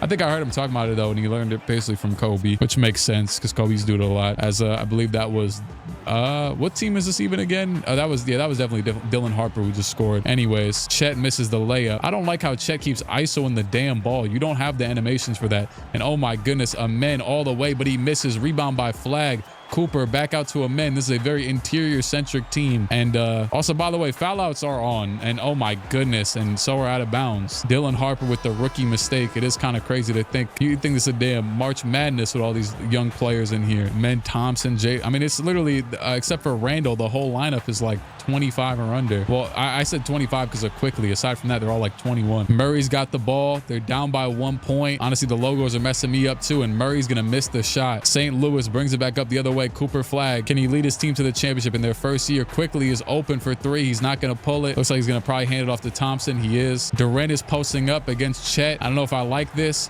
They don't have a... you could clearly see they don't have an alpha dog. Honestly, though, this is why I signed Julius Randle. I thought Randle would be getting the ball in that type of scenario. Well, I didn't actually really even think of this scenario for this team because I didn't think they'd be here. I thought they wouldn't even make the playoffs. And oh my, Chet goes left. Chet goes back right. Durant, who isn't even a good defender, has him in a box. And they have a chance here to win a game, to tie it up 1-1. DeJounte Murray goes left. He dribbles it back out. He's going to pull the 3, and that is off over quickly. Both these teams, it's actually kind of interesting. I guess they don't have normal 2K #1 go-to type of guys, so they kind of just run freelance, and it's low-key more fun like that.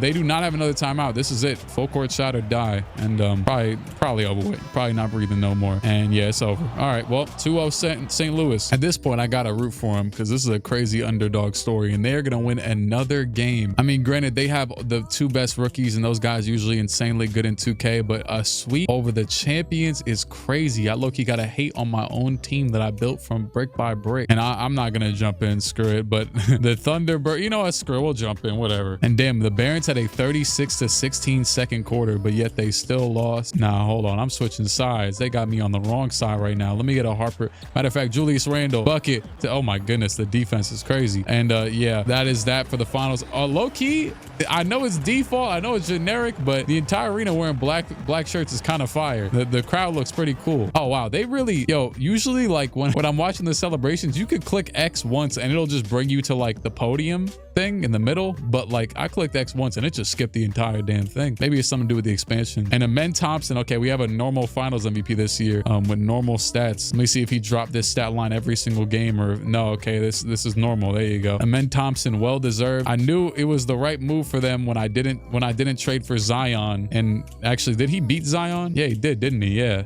That's funny. I didn't even think about that. I mean, I've only done 50 million trades. Chris Paul and Mike Conley was both on the Hornets. They said, let's take the Tony Parker route. This is, man, interesting. LeBron retired. Yeah, you're 41. You can get out of here. I think all of my teams use all their money anyways, so yeah, you can't pull up. I'll see a Pop. Pop saw them trade Victor and said, yeah, I'm done. Hope Pop's all right. I know they've been saying in real life he had like a health issue. Also, shout out to Woj. I saw Woj had cancer. Supposedly it's not that serious and he caught it pretty early, but I watched he had an interview with Melo and it was pretty damn good. Shout out to Woj. Oh boy, the Supersonics via Utah. So that's the team with Zion and Trae Young. My memory's serving me well right now. And the Spurs are eating off of that Victor pick because there goes that Wizards pick. #3 odds, might be #1 if they get lucky, or #5 if they don't. But I would much rather have Victor than that damn pick. It seems like every pick is traded, so screw it. Let's just see what happens. The Magic get #1 via Phoenix. That's actually just a real life traded pick, I'm pretty sure. Spurs get #2 off of their own pick, and #6 off of that Washington pick. You know what's interesting though? I did notice before I simulated the lottery that the Thunderbirds #12 had the Spurs pick, so that means it was lottery protected, and now they'll have the Spurs pick next year. But to be fair, the Spurs were already pretty decent. They had the 12th best odds. It just jumped up dumb far. And sadly, the Supersonics #1 odds pick dropped to 5. So so every single pick got overridden. I've kind of cleared out the picks for most of our team. Supersonics got pick 5, but aside from that, I don't think any of the other ones have very high picks. Yeah, they all are in the 20s or 30s, or okay, yeah, and then the Thunderbirds have pick 8. Okay, I didn't even notice that. That's from Atlanta. Don't think we're gonna see any draft day trades this year. Upcoming free agents, it says Jokic is there really gonna be this many? He's got a player option, so does Giannis. Shoot, you might see me clear up some cap space if some of these guys are really free agents right now. The only big free agent on any of our teams that isn't restricted and is, you know, a free agent is De'Aaron Fox, as expected. Pretty sure at least he's the only really big one. I'm gonna let the champs keep their 8th pick and not move whatsoever, but I might mess around with the Supersonics a little bit, especially getting bounced in the first round. They got their 5th pick, got some solid rookies, but if I can make them be like an even more powerhouse, you know. Okay, I've made a rational decision as the Sonics. I was going to package potentially Miles Turner and Lonzo and maybe even Precious just to get a top 2, top 3 pick and then keep the 5th pick. But I just realized while I'm viewing Kobe White and Lonzo and whatever as replaceable, we also have to re-sign Dyson Daniels, and I don't want to deal with 2 things at once this offseason with this team in the free agency period. So we're not going to do that. We're just going to keep the 5th pick and call it a day. So AJ DeBonsta, that dude, Memphis Grizzlies trade Pascal Siakam. That dude has been moved around like all hell. This team needs the best defender, and it looks like Darius Acuff is that. I'm also not opposed to moving on for Trae Young at some point, but nonetheless, this dude will be a good player for this team. Or matter of fact, Trae Young or Kobe White, honestly. And the Thunderbirds next pick, and this is perfect. So there was 2 players I was looking at with that last pick for the Sonics, right? Yeah. And as you know what I'm saying, over here we got Duran, we got Julius Randle, but this team obviously they're well, Duran's young, but Randle's a vet. And you know who we could replace Randle with? I'm so happy that he did not just get picked. It's actually not Cole Pete. It's Caleb Wilson. He got the Hall of Fame Tim Duncan comparison. 2nd highest rated currently player in this, highest ranked or whatever. Yeah, he's up there. That's really clutch for a team that just won a damn championship. I don't know what even our next user pick is. It's 28. Honestly, I'm gonna just let the CPU do it. Fake Kendall Marshall, the Vipers. These are some nasty picks. Darius Acuff's a 77 and Caleb Wilson's a 77 as well. So those 2 are gonna play off the rip. Luka declined his player option, and damn, they declined the Isaiah Hartenstein team option and the James Harden team option. Yeah, I could expect that one. I signed him to that damn thing. Gave him way too much money on purpose. Yeah, the Barons will not be active out here. We got to re-sign Chet and J-Dub. And yeah, as far as I'm concerned, I'm scrolling through and every single one of our teams is negative in cap space. So Luka Doncic will not be the answer for any of them. Funnily enough, though, the Thunderbirds are the one with the most cap space, but in order to free it up, oh wow, we'd actually, if I really wanted to get nasty, they just won the ring though. I don't think I'm gonna do it, but all I would have to do would be trade quickly and Randall for like nothing. But you know, I'm not gonna do it. I'm gonna let him rock. I'm gonna let him, you know what I'm saying, continue build their chemistry, whatever. Randall can teach the new rook his ways. If they didn't win a championship, oh, 1000%, I would do it, considering that it looks like they're the team with the closest chance. Let's just get this over with. Barons, go ahead and overpay you guys. 40 mil. Yo, we're in the finals multiple times now. Is he really trying to not pull back up? Hey, you gonna be here either way, bucko. Yep, Dyson Daniels about to get a $40 million bag. This idiot Jalen Williams tried to leave. I forget what offer it said it was, but he tried to go to some other team. Let me see. I guess it was maybe the Lakers, trying to get in that warm weather. I'm gonna go ahead and just turn all the free agent stuff on auto because it's a lot of teams. It's a lot of guys. And guess where Luka went? He decided to fulfill the prophecy and go to the Hawks. I mean, I'm not gonna lie. The Hawks also were pretty trash too, right? They were really garbage, but this is still better than what he had over there in Dallas. And Grady is still pissed. My goodness. It says Victor is refusing to re-sign. I'm going through and re-signing the players a year ahead of their, you know, expiration or whatever. And yeah, Victor is not happy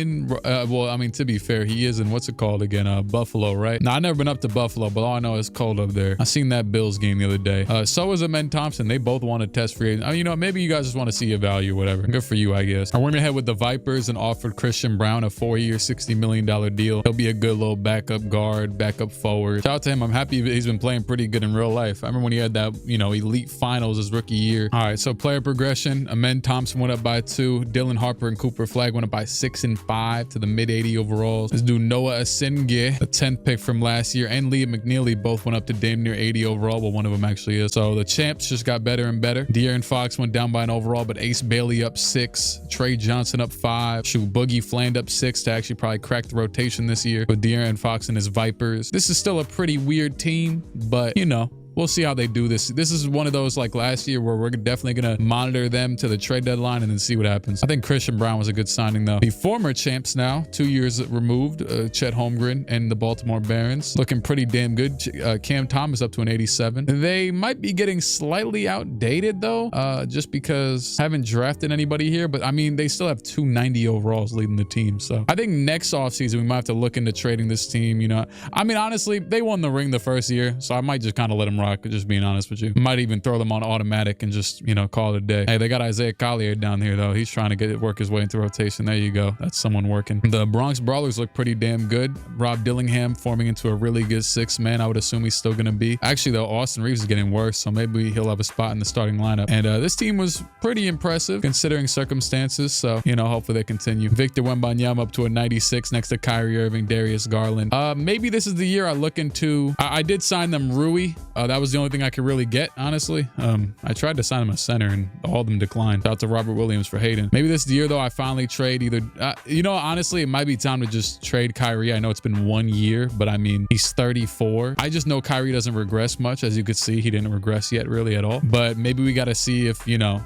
just optimize basically. It's Victor, dog. I gotta get Victor some going. And then Zion, Dyson Daniel. Shout out to Dyson. Dyson in his rookie year in 2K, everyone was like, why the hell is his potential so good, including myself? And now we see why, because he actually fulfilled it. And BJ Edgecombe also 84 overall. So this team's looking, yeah, all the teams looking good, obviously. And like the rookies are getting good enough to where certain starters like Miles Turner on this team could be expendable if need be. And I'm not gonna lie, Kyrie has some damn good offers on the market. We could trade Kyrie, Naz Reid, and Fred VanVleet for Tyrese Maxey and OG. We can get Porzingis and Derek White, or with that, damn, they're actually both past 30 years old now though. That's kind of crazy. Or these guys probably are too, but yeah, Jalen Brunson and Mikal Bridges. Now granted, Buffalo was the first seed this year, so, or last year I should say. Yeah, okay, yeah. The year just started and the Royals are already underperforming. Victor is probably pissed. Low-key, it actually has a decent amount to do with just the role players in general, but we kind of need a little bit of an overall here, and we have the talent to do it, but look at the record. They're 11th. They're actually the only team that isn't in the playoffs right now. Every other one is comfortably in the playoffs. So let's focus on Victor's team for a second. You know, actually, I'm going to give them a little bit longer just to evaluate. Okay, they just decided to go on a 4-game win streak. Yeah, it's January now, damn near it, and they're still 10th. Kyrie is not doing a lot, so he is the obvious trade candidate. Garland's doing a lot more of the playmaking duties, which is to be expected, but it seems like we need, well, actually, let me just look at the team stats. Yeah, the team is just mid in general, so overhaul season is necessary. They also have the Jazz 1st-round pick, which is very highly valued. I'm not gonna lie, this would be the perfect team to just throw that pick away and just get the best player possible, because all right, we are trading Kyrie, Naz Reid, and Fred VanVleet and our 1st-round pick in 2029 from Cleveland for Scotty Barnes and RJ Barrett. This will make the team way more well-rounded, taller, better at defense, more versatile. I'm with it. Let's do it. And we have just traded with the Detroit Pistons, a huge trade. Herb Jones, Dante Exum, and 2 1st-round picks of our own for Asar Thompson. See, Herb Jones's analytics were absolutely garbage, but Asar Thompson's are incredible. And like, I know Herb's like the idea of him in real life is really good. Like, he's a really good player,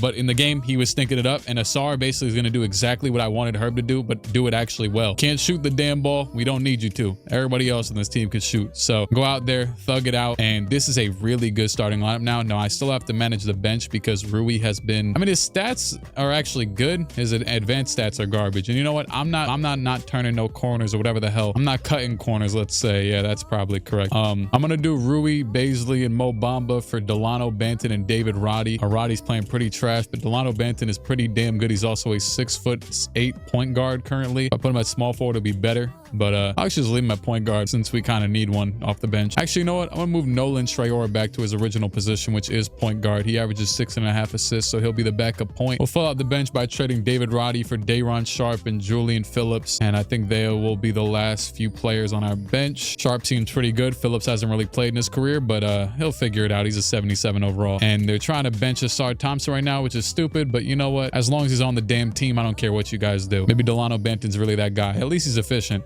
And he could shoot the ball. Maybe they're smart. I don't know. I like this a lot. This is a good revitalized team. Let's see how they start to do now. Probably better, but maybe rough at first because, you know, chemistry. Although I don't think I even have chemistry on. So yeah. Trade deadline, and these Royals definitely bounce back. They're 31-21. Every single team is in the playoffs. Damn, they got Trey Mann starting at, wait, who's the point guard over here again? Oh, DeJounte. Oh, okay, I can understand that. I mean, yeah, at least Trey Mann's cool. Good player. Plus, it looks like when I click this right here, they're about to change it back anyways. But anyways. And Tyrese Halliburton, Bam Adebayo. Oh yeah, I don't think I even ever mentioned that I signed Mark Williams to the Bronx Brawlers. He's probably starting over Mitchell Robinson right now, it looks like. But yeah, team's pretty good. He was a good addition, another big man. They didn't have a backup. And this team's doing fantastic. They're 41-11 this year. And then the worst team in the conference, as you know, is Victor's team. But, you know, they're on the bounce back, so that's all right. Trae Young and Zion, Supersonics, they got 34 wins, which is, looks like the East is, well, they're not much better than the West, but whatever. They're doing pretty good. The best in the West is the champions. They are #1. Cooper Flag and Dylan Harper both starting right now as Amen Thompson's off the bench. It really doesn't matter what the hell they do. And then right behind them two is the Vipers, De'Aaron Fox, Trey Johnson, Ace Bailey. They got Desmond Bane off the bench right now, which sounds about right. This team's real solid. Got everything you could possibly want from a basketball team. Defense, offense. Like, part of me looks at it and it's like, oh, like there's got to be like some holes to fill with this team because, you know, whatever. Like, I don't really know these how these rookies or whatever the hell now sophomores play. But then when you look at their stats, it's like, oh yeah, right, they do everything. So no. And even then, Suggs to play defense, Fox to orchestrate, run the show, Sar out there to be athletic and a big man. Bane gets buckets off the bench, and the rest of the guys just fell out the lineup. Victor ends up winning MVP. I did notice that he was #1. I was literally going through the league leaders in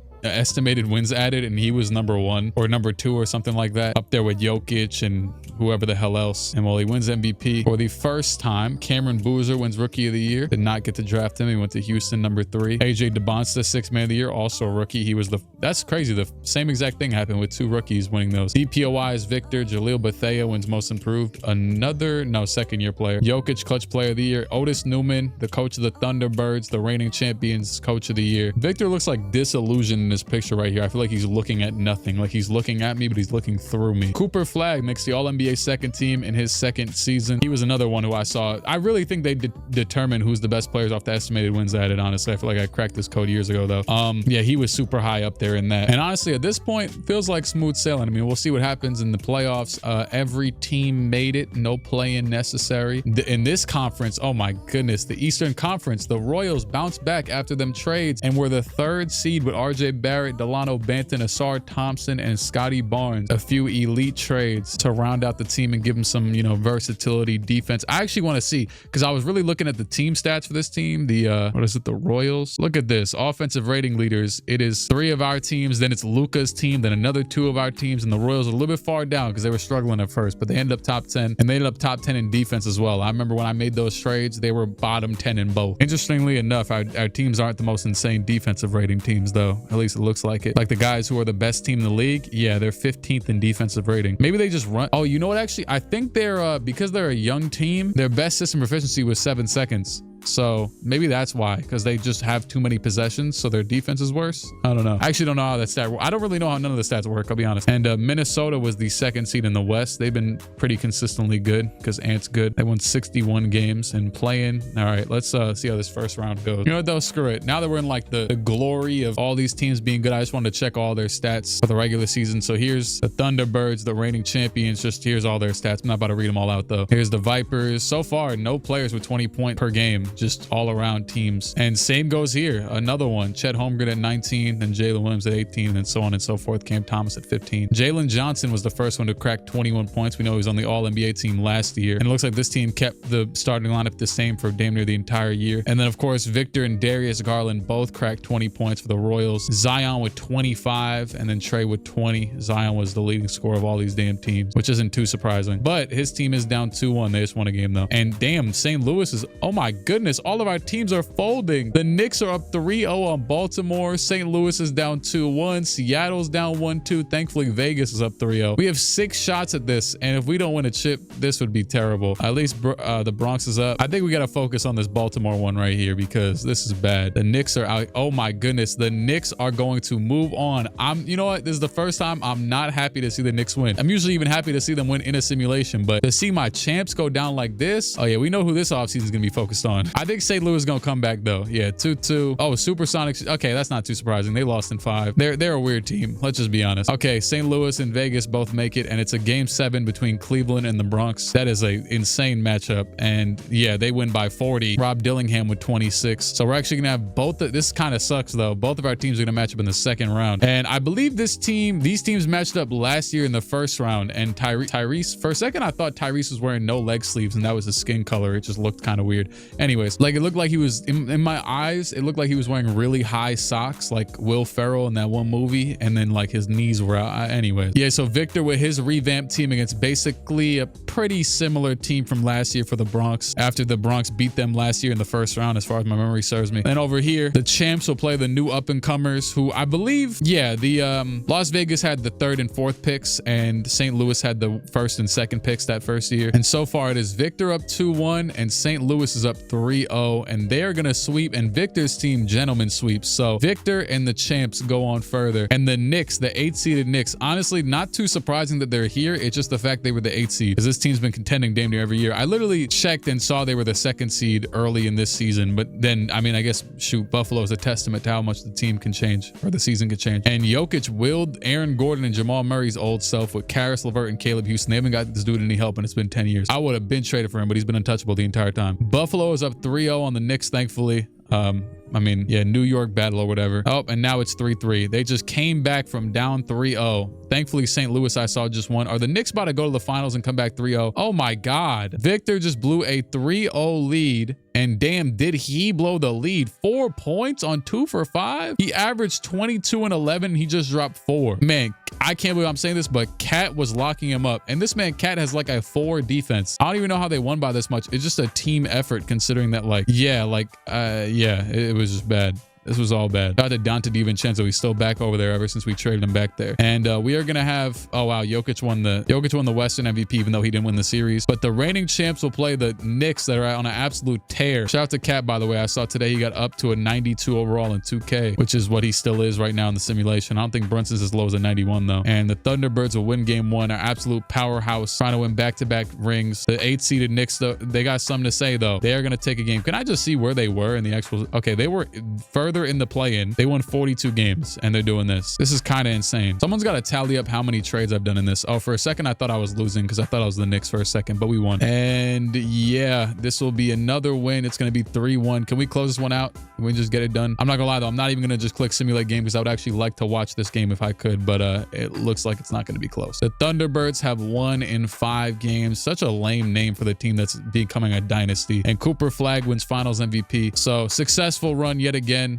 I think last year Men was the finals MVP. So Cooper, I mean, he was absolutely dominant this year though, so that's fair. But yeah, the team that's gonna need the most, look, I said it earlier that I felt like they were getting outdated, but the Baltimore Barons, man. And I mean, it's crazy though, because I looked at when I was looking for trades for certain teams, like Chet is like the 5th or like 8th highest rated player in the game right now. I don't know what I have a shot tendency at.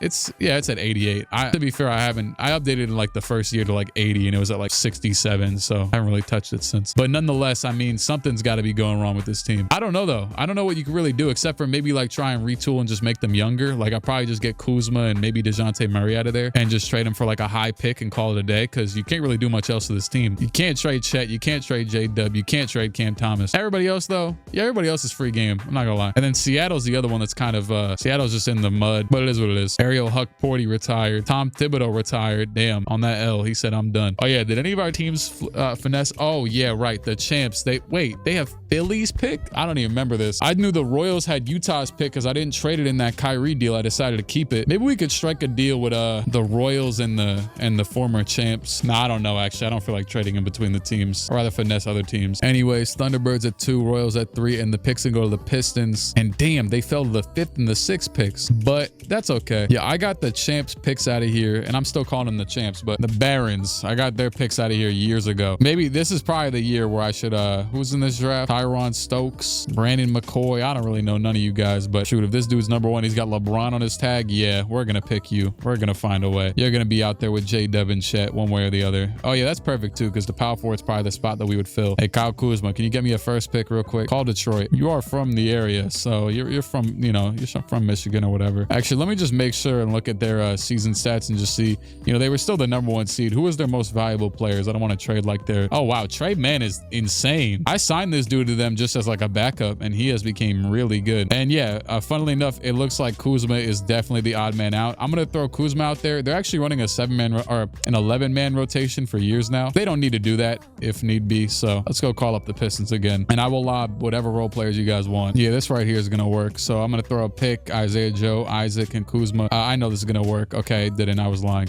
We'll do this one instead. Nope. Screw it. Sometimes you gotta sacrifice. Take 2 picks. Oh, they still hate me. Okay, there it is. I just threw all the assets I possibly could that weren't too important. I didn't trade DeJounte Murray like I said I would, because I saw he's still been pretty valuable to the team. He's still only 30 years old. So we got the first pick, and we still got this team who was the first seed. So please, for the love of God, just tell me you'll figure it out after I give you this pick, this guy. And honestly, they're good with that. After that, though, the Supersonics, man, it might be time to break up this team. Okay, so VJ Edgecombe, he doesn't even start, but he was insanely valuable. I mean, that makes sense. He's a, you know, young player, auto-generated, whatever the hell, draft class guy. So that makes sense. Okay, yeah, Miles Turner, you're the odd man out. Yeah, you're 84 overall, not doing none. They have the 32nd pick, but honestly, picks isn't even really my go-to here. It's really just whatever we can get. We're also, I'm not gonna lie, we played Dyson Daniel a lot of money, and I mean, 12 points. I rock with him, but if Edgecombe's just gonna be better him, we could really package and just get it like a, oh my goodness, hello Joel Embiid. Okay, the Rockets are calling to be finessed, and no, this right here isn't finessing, but something like this would be. Oh yeah, what if I threw him Miles? You get Dyson, Kobe White, Miles Turner. Okay, yeah, I think we're gonna do this deal. The one player I told myself I really wanted to keep was Kobe White. I just feel like ideally he'd be an incredible player to have off the bench, you know. Honestly, that's just my guy at this point, you know. And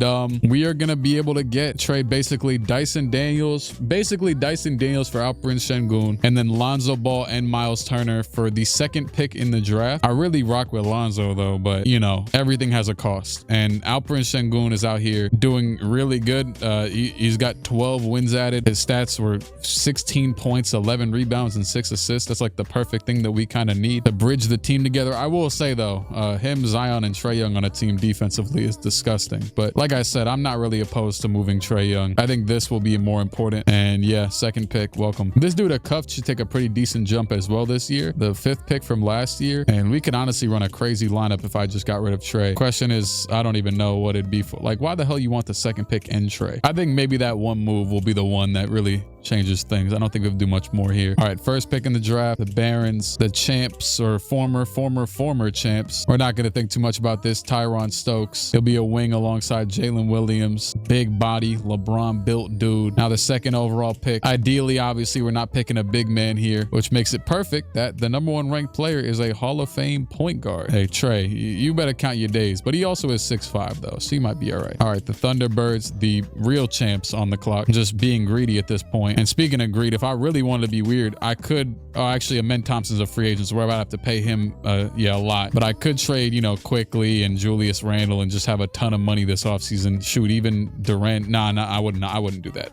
What the hell does this team need? I mean, I guess just best available at this point. These really the guys. I just realized that Julius Randle beat the Knicks in the finals. Didn't really put that together. Anyway, oh my goodness, Elijah Arenas is out here too. I might have to pick him. I know he's not the highest ranked, but I see Kyan Anthony too. But if I had like a little bit, he's a C-. I can't do that at this pick. It's just this one Sporting News rank that doesn't have Elijah high up on the draft board. Yeah, I'm taking him because also too, like, we could have a lineup out there with Elijah, Amen Thompson, Cooper Flagg, Dylan Harper, and Caleb Wilson one day soon. Yeah, this team's taking over. Next pick, the Buffalo Royals, Victor Wembanyama. There's some good options out there. Y'all did blow a 3-0 lead, crackheads. And it was really Victor's fault, at least in that last game. Honestly, you wouldn't think it, but the spot we need most is another big man. And the #1 ranked dude on here is this guy, Hugo Yimga Mokori. He's literally has a B in everything, which is actually, damn, why do you have a B potential though? Is that a bad sign? Hold on. Oh, okay, he's got a C+. They're just lying. I feel like I've seen some of these other dudes be better, but I don't know. I'm gonna pick him. He just fits the team. Ooh-wee. Next user pick, and Kyan Anthony. Who is it? The Vipers? Who the hell they got? This is the De'Aaron Fox led team. He is is the highest ranked player. This team doesn't really have a spot for anybody to play immediately anyways, so I'm not worried about getting the best overall player. He's got Hall of Fame on his tag, which I see only one other player with still, I think. Yeah, go ahead and get Cayenne. Don't know why his name is spelled like Keon, but don't care. After that, the other dude with Hall of Fame got picked, so I'm just gonna simulate it. Who's Thunderbirds? Yeah, y'all already champions. I don't care who you pick. Tyran Stokes is already an 80. He's going to them champions already with an 80. I'm gonna set him up as the power forward off the rip just so he'll probably start. He's the third best rebounder on the team, so yeah, it makes sense. Okay, it did this glitch that I know what it does. I've seen this before in one of my videos. I think I was doing a video in like the 2010s, and basically, okay, let me explain. So I'm about to select every team for a second because there's this glitch that it does where it declines everything for every team, even the ones that I'm not controlling. Like, why? Because I noticed that it had Collier declined right after I saw he was. It's hard to explain, but yeah, I'm just gonna go through and do it manually. This dumb game. Okay, I did it for every team. It should be good now. But shout out to player options because Giannis, Jokic, Kat, KD, NJ.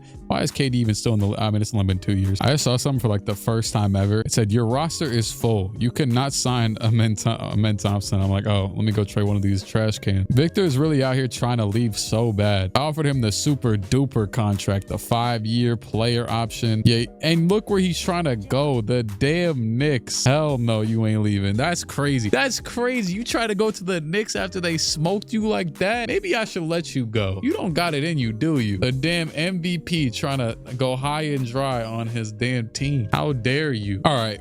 Yeah, at this point, all these teams are progressing very well, obviously. This dude, Igor Demon, is a damn 89 in the Bronx. Drake Powell's a 86. Victor's a 98. VJ Edgecomb's a 87. Kadeen is at 86, and he's going to be the backup behind Sengun. If I really wanted to get weird, I could run I might get weird. Honestly, I might do the weird lineup because we can run a lineup by putting Kadeen at the 5, Sengun at the 4, Zion at the 3, Edgecombe at the 2, and Trae Young at the 1, and then letting Kobe White a cuff. And I mean, but we already have 2 guards off the bench, so I guess we'll see. Cooper Flag's a 91, Esunge is a 85, and Harper is an 86. He only went up by 1 though, but whatever. Maybe he's taking a break. Who knows? Caleb Wilson's also 82 as Randall regresses, but who cares, honestly? The Vipers look good, and that's about it. This year, hope is that I don't even have to click trade once. You only have to bring 15 players in the regular season. The damn Thunderbirds want to sign the world to their team. I'm kind of scared that if I simulate through this, they're going to cut a good player. So they're already in a league-wide finessing of the world as is. I'm going to trade their 2 rookies that were drafted mad late for 2 Wizards picks. All right, and because we traded like 3 players from the Sonics and that Sengun deal, I signed Cam Johnson and Malik Beasley, so they're going to fill out the bench over here. And I'll just leave the lineup as is for now. Damn, I forgot to do the re-signings again. Oh my God, I hate when I do that, but I'll do what I can. Hey, shout out to Julius Randle. You catching this career-long contract for real. Shout out to all the Knicks fans. I mean, I have quietly had him and Emmanuel Quickly starting on this championship team for the past few years. Shout out to Desmond Bane. He about to go from making $50 million a year to $5 million a year. All the 6 teams are in the playoffs in the East, or what is this? No, this is the West. They're the top 3 in the East. The damn Victor Wembanyama Royals are lacking behind. Granted, all the teams are lacking behind the Chicago Bulls, who are #1, led by Darren Peterson, Josh. Oh, these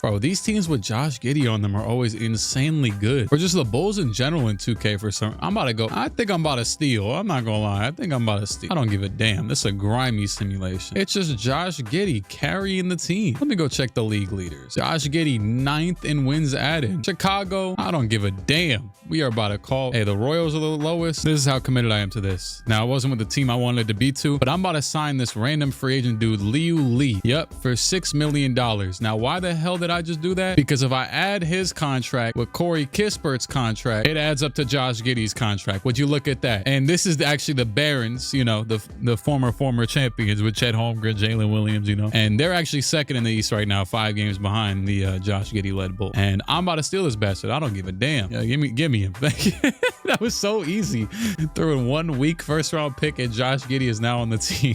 That is so stupid. I mean, he kind of does a little bit of everything in terms of like stats wise. He averages 9 rebounds and 8 assists. So, you know, in terms of like the fit, it doesn't really matter. I mean, he just replaced a player of his same position. So who really cares? That's some good hate right there. Thank you, Chicago. Sometimes, you know, you gotta like, look at this team. Kwame Evans. Okay. Like great. Patrick Williams is literally a player you run away from in 2K, and he's out here started. You know what though? I'm not gonna lie. He's playing really good. Never mind. I lied. You know what? I think he's playing so so good that I think I might need him. You know, Chicago, I just signed a dude who's a 75 to a $15 million contract just so I can steal your player from you. How does that feel? This dude Julian Phillips is trash. You can have him. Yep, there it is. No, I actually changed it to that dude Saraf, Ben Saraf, because I didn't want the other guy. He was too trash. But yep, Patrick Williams, welcome to the team. New backup wing. Just while we're covering bases, I'm gonna get this guy Julian Phillips off the team. He really just isn't good. That'll open up space on our bench for him, Yimga McCory to finally play and Dayron Sharp to get back in the rotation since they're actually good at basketball and the rest of it is pretty good as well, the rotation. I'm gonna make Pat Williams a small forward, put him at power forward secondary, and just yeah,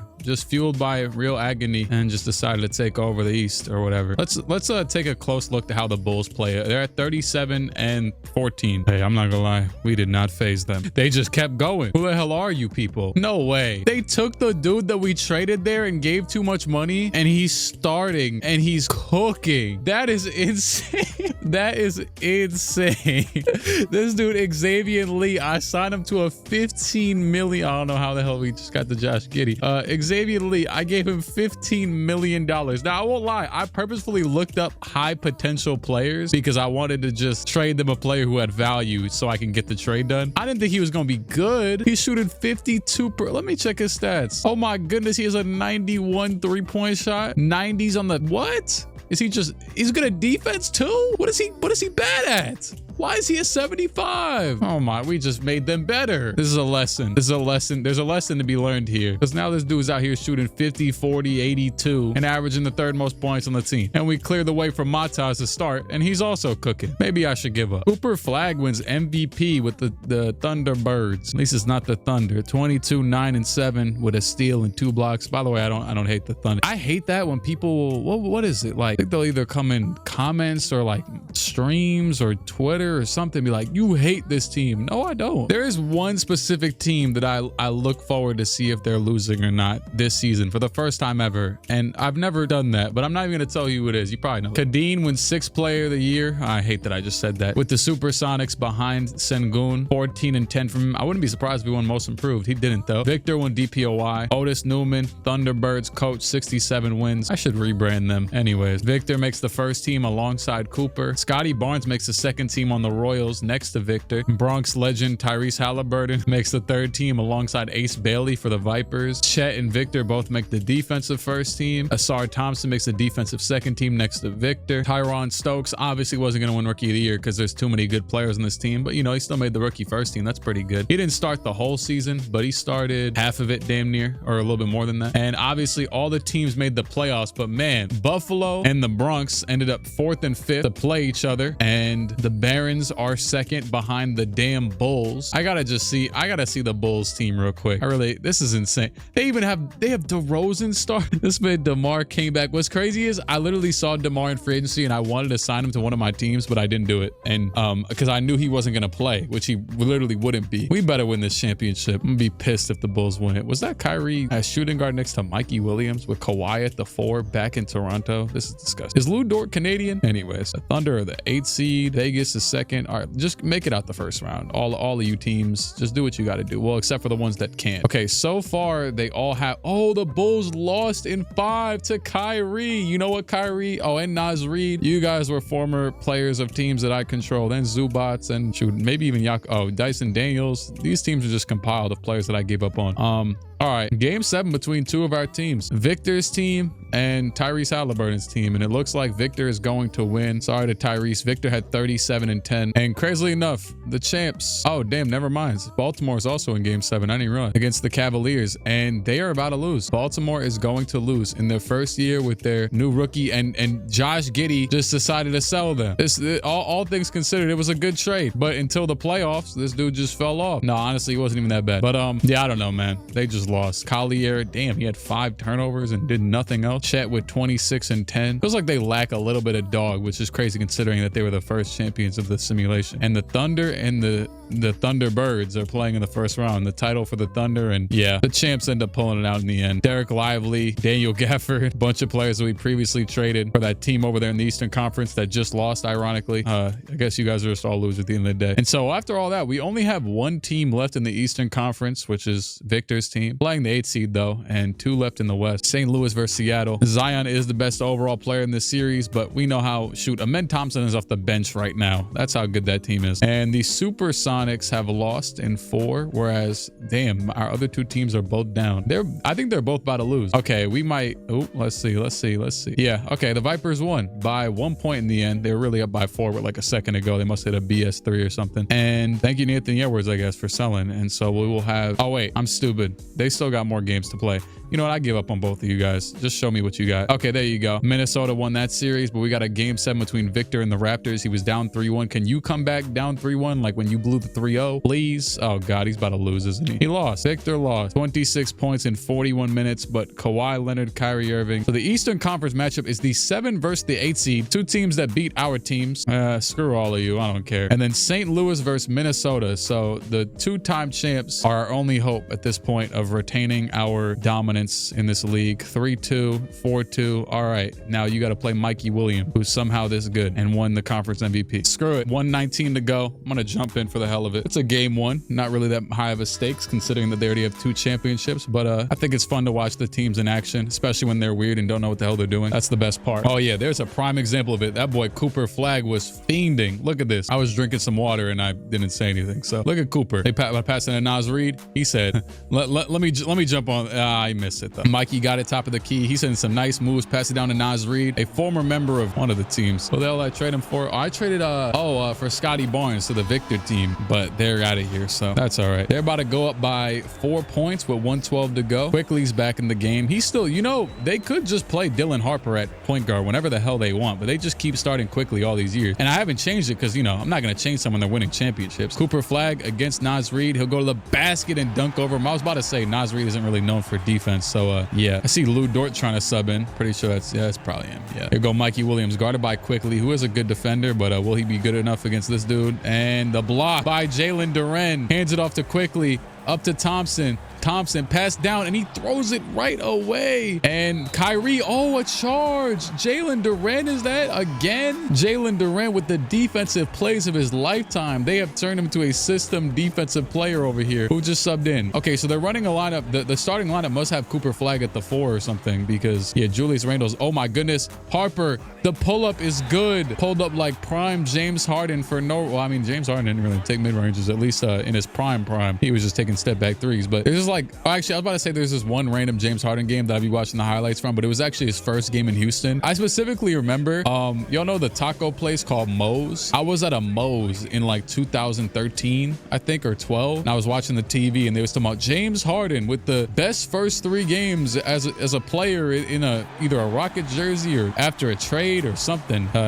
Since like Hakeem Olajuwon or whatever, I don't know. He had like 120 points in his first 3 games, and that record's probably null and void these days. Oh, let's go. He missed the shot. He missed the shot. Mikey Williams is selling, and Cooper Flag, he's got Zubats on him. He could run it all the way to the rim right now, but he's not going to. They're gonna slow it down, and he's probably gonna get in the post against Zubats, which I don't know how I like that. But shoot, they have Duren in the post right there against Mikey, but they're not gonna do it. Quickly, he's gonna pull the 3, and Quickly hits the 3. Emmanuel Quickly puts them up 3 points with no time to go. Mikey, the full court shot is off, and Quickly with the shot of a lifetime. Look at him dapping him up. Oh yeah, Kyrie's sick. Yo, that's insane how Mikey Williams was controlling the damn ball when Kyrie Irving was on the court. I guess you could say the same for Quickly taking that shot though, and he just got dogged. That's my guy. Look at IQ. Huss. Oh my goodness. Hey, yo, and this was over Kawhi? Oh nah, he's insane. I just realized that. I literally just realized. You are sick. This is an insane shot. Man, you in his landed space, Kawhi. Look at Kawhi. Yeah, how I feel to be on the opposite end. Stupid. Why are you showing emotion? You don't even do that. Hit that celebration too. Come on now. All right, well, that's game 1. And I am very happy I did indeed jump into that damn thing. And I might have to again if they show me anything. No, we're about to just lose. Okay. Mikey Williams led the Raptors in scoring in that one with 18. And in this one, we just smoked them by 16. Mikey Williams is genuinely their leader, though. He's leading them in scoring every single game. And they are about to take another game to tie it up 2-2. Duren had 29. Ooh-wee. The Raptors are giving us a run for our money. Lou Dort with 25. Yeah, Julius Randle's definitely been relegated to the damn bench for Caleb Wilson at that. I don't know if this has been like a whole season thing or what.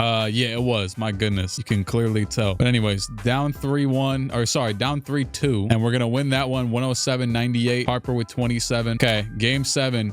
in St. Louis. We are getting smoked, and the streak is going to end. A blowout win for the Raptors. Kyrie with 21, a former member of one of these damn teams, is Cooper Flag wins Finals MVP. Kyrie, a former member of Victor's Buffalo team, and he did beat him as well. I didn't even think about that. So yeah, they did meet in the playoffs. The former teammates Kyrie, Naz Reid, and it was one other person I traded. Oh, I think it was Van Vliet, I think, but he's gone. Well, we have been dethroned by the 8-seeded Raptors. That only makes sense. What's crazy is they almost lost to the Knicks last year, who were also the 8 seed. This is a weird league. I guess though 8 seed would mean less in a league like this where so many teams miss the playoffs, but it also still means someone, you know, these teams are separated by 20 wins. Kawhi Leonard retired, so we have no teams except for the Vipers via Orlando. Let's see if that jumps up. That'd be pretty funny. It didn't. Oh, and the Thunderbirds via Washington. Wait, I just saw that one as well. Hold on, let me see that again. Wait, what the hell? I don't even see that pick on here. Am I tweaking? Thunderbirds via Washington.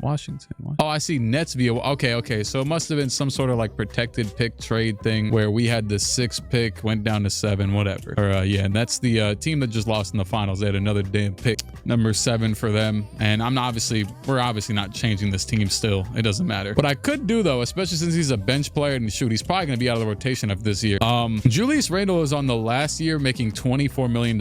I could try and finesse something where, and I mean, oh, quickly hit that shot though. I think he's got to be a lifer after that. I could try and trade Randle's 24 million along with like something else to just finesse and get a really good player. Wow, that's crazy. Hartenstein got traded back to New York from Miami, who we did, good God. I don't even know where we fall in this equation, but I think we were in between here somewhere. I don't even know. He got traded a lot. This dude was around. Damn, Dyson Daniels got up to a 90. I low-key don't regret it though, because he's still not really doing much. Let me see what his shot tendency is. 71. Okay, so he's just really just not good at offense at least. Oh my God. Okay. Oh, I just tried to save the clip, but I'm on the PC. You know, like how you can double tap the share button, it saves the clip and I can go run it back. Yeah, I'm on the PC, so that didn't work. The process of making the trade was just so quick, so swift, a little bit too easy. Welcome to the St. Louis Thunderbirds. LaMelo Ball, Julius Randle, the 7th pick in the draft, I think it was we just had, which is just lucky in itself. Another top 3 protected Wizards pick next year, so their next year's pick, and Sadiq Bey, who didn't play either. He was a 79 overall. For LaMelo Ball, who will basically just replace Emmanuel Quickly in the starting lineup, and we're just going to continue on. I mean, Quickly's still here. God, yeah, now we just have LaMelo. This is insanity. I'm actually kind of scared that this trade is actually too good that nothing will matter anymore and my other teams are pointless, but we'll see. It was just something that just made too much sense. I mean, at a certain point, you know, business decisions are made. I had to get rid of my guy Randall. He was obviously on the downhill spiral turn thing, whatever, and I definitely would have got Quickly's lucky he hit that one shot, because I would have got him out of there. It might be time. Yeah, DeJounte is cool, but it might be time to get him out of Baltimore as well. It's funny is like Josh Giddey's actually a good player that I'll probably keep over here, but the rest of you guys, like, we might got to start moving players over. To be fair, I've never really considered the thought of trading like Jalen Williams. When I do that, I don't really get any offers except for my own teams because they assume we're crackhead. But let's be honest, at this point, we're kind of like landlocked. We're like cap locked, no pun. Where all these teams are just dumb good and you just got to be better if you want to be better. I don't really know what to tell you. I feel like this Bronx team could use another young player though, considering that Austin Reeves and Brandon Clark are both 30 plus and not really contributing much anymore. So I'm trying to get them just any pick they can. There you go. Spurs took it, I guess, whatever. It was just for the 9th pick. And so now they have the 9th pick. That's about it. Because like you could easily sign another 79 overall in free agency. Screw it. For the Supersonics, the Rockets are offering me Lonzo Ball in the 14th pick. I think he was here. Yeah, because I traded him for Sengun. So that's good. I didn't want to trade him in the first place. So welcome back to the team and we get a pick. It's actually perfect. It does both things I wanted to do there. Yeah, I think we're good. I'm just going to go to the draft at this point. How the hell is Cam Reddish a power forward? Anyways, the Bronx team is on the clock at number 9 and they need another shooting guard, wing, whatever the hell. And this dude, King Gibson, has Dwayne Wade Hall of Fame ceiling. Yeah. Oh, this dude has Tim Duncan Hall of Fame ceiling. Ooh-wee. I'm going to go with the guy with the unanimously higher rank. Oh, and look at that. The Vipers on the clock. They are a team that if you had to choose, they would need another big man, another power forward type of guy. And guess what? That Tim Duncan guy is still on the board. Nobody else in this draft. Oh, there is a few sneaking down here. Malachi Jordan. But number 1, here. Tim Duncan, dude. There you go. Oh, Supersonics are next. Honestly, they're a best available type of team. They can use a shooting guard, a small forward, and a power forward. I'm gonna reach in the draft and get the Malachi Jordan just because he had that Hall of Fame tag. I didn't even check what this team needs, but I'm once again gonna quote unquote reach. Give me Dawson Battier or whatever. And another one, Floyd Miller. He is 22 though, but he has Hall of Fame on him, so I'm gonna pick him anyways. That's also that team that's insanely good, so it doesn't really matter. Oh, speaking of him, they have another damn pick. I'm gonna just simulate out. Kyrie accepted his 55 million player option. Pretty sure I gave him that. And Embiid accepted his 70 million at 87 overall, 34 years old. That's actually his real life contract. Oh damn, Eves, Missy, and Sar are free agents, and Collier. There's a good few, but I'll figure it out. Just remember to re-sign the contracts during the offseason, which saves so much money from that main draft class too that we you know, the first one. I finally did it. Re-signing all the players took longer than like everything I've done in the past few years, but thankfully I did it because I just hoed the hell out of like Cooper Flag. Look at this contract. This dude is the MVP. I gave him a descending 38 million a year down to 30 million a year contract in the Lord's year of 2030s, a decade. Whereas we got Joel Embiid making 70 mil. I'm over here giving this dude 30 million because I re-signed him before the season. A man's agent, send him to the gulag. Shout out to the free agency still though. There's some good players in here like Ja Morant, but we don't have, none of these teams have money whatsoever. I'm not gonna lie though, the Bronx team actually does need some players. I don't know what the hell happened to their roster. Okay, it looks like the Royals are settling into their overalls basically. Yimga Makori is up to a 81. The former number 6 overall pick. Supersonics, they're still getting, damn, Malau, whatever the hell his name is. Yeah, he's up to a 90 off the bench too. So might have to change that. And we really might have to because there's a lot. Damn, there's so many good players in this team now. But we don't have a backup big. So I think he's just going to stay there. Could I fix that? 1000%. I could trade Lonzo Ball, Kobe White, Moses Moody, Dylan Brooks, but I'm not going to. Cooper Flag still getting better. They got 4 90s over here now. One of them being newly traded for LaMelo Ball. Caleb Wilson's up to an 88. Shout out to the Julius Randle replacement. Shout out to Julius Randle's mentorship for real. Noah's up to an 87. Elijah Arenas is an 82. He'll be playing in the rotation this season 1000%. Trey Johnson's an 89. Ace Bailey up to a 90. That's good. Good for that team. I wouldn't say they're looking behind. Yeah, they're really not, honestly. Where's the Tyrese team? Oh, they're looking pretty good too. So yeah. You know what? I think we could say one thing. I've rebuilt the expansion teams. I definitely did that. They've all been very good. Sound like Trump. That's what I sound like right now. Sayonara to Olivier Maxence Prosper. He was here all these years, just chilling. I kept signing him back, but we need a roster spot now. Damn, is there anybody else? Now I feel bad. Oh, I forgot Cayenne was even here. No, there's literally nobody else. All these other dudes are pretty high value. So hey man, you were the Theo Pinson of this team, and now we'll send you to Sacramento. I feel like now with LaMelo, this Thunderbirds team should probably get more than 72 wins. They're 15-2. That's a good start. Whoa, I just realized that I was on the Bronx team. I was looking at their record thinking they were the Thunderbirds. The Thunderbirds sounds like a damn superhero movie or something, but the team from the Bronx, they got 45 wins as well. Wait a second, can I see some? Oh snap, we got the top 3. I was gonna say the one thing I really wanted to do, and hopefully we complete this, it might be tough. The Bulls and the Knicks are still trying to cook me, and so are the Mavericks and the Jazz and the Grizzlies and all those other teams. At the very least, we have the top 2 locked, and the only team that might steal it is our own teams. But yeah, these teams are locked in right now. As you could see, Victor's locked in, Zion, yeah, Ace Bailey's averaging 25, Trey Johnson's averaging 21. Every team's also locked in the sense that it looks like, aside from the Supersonics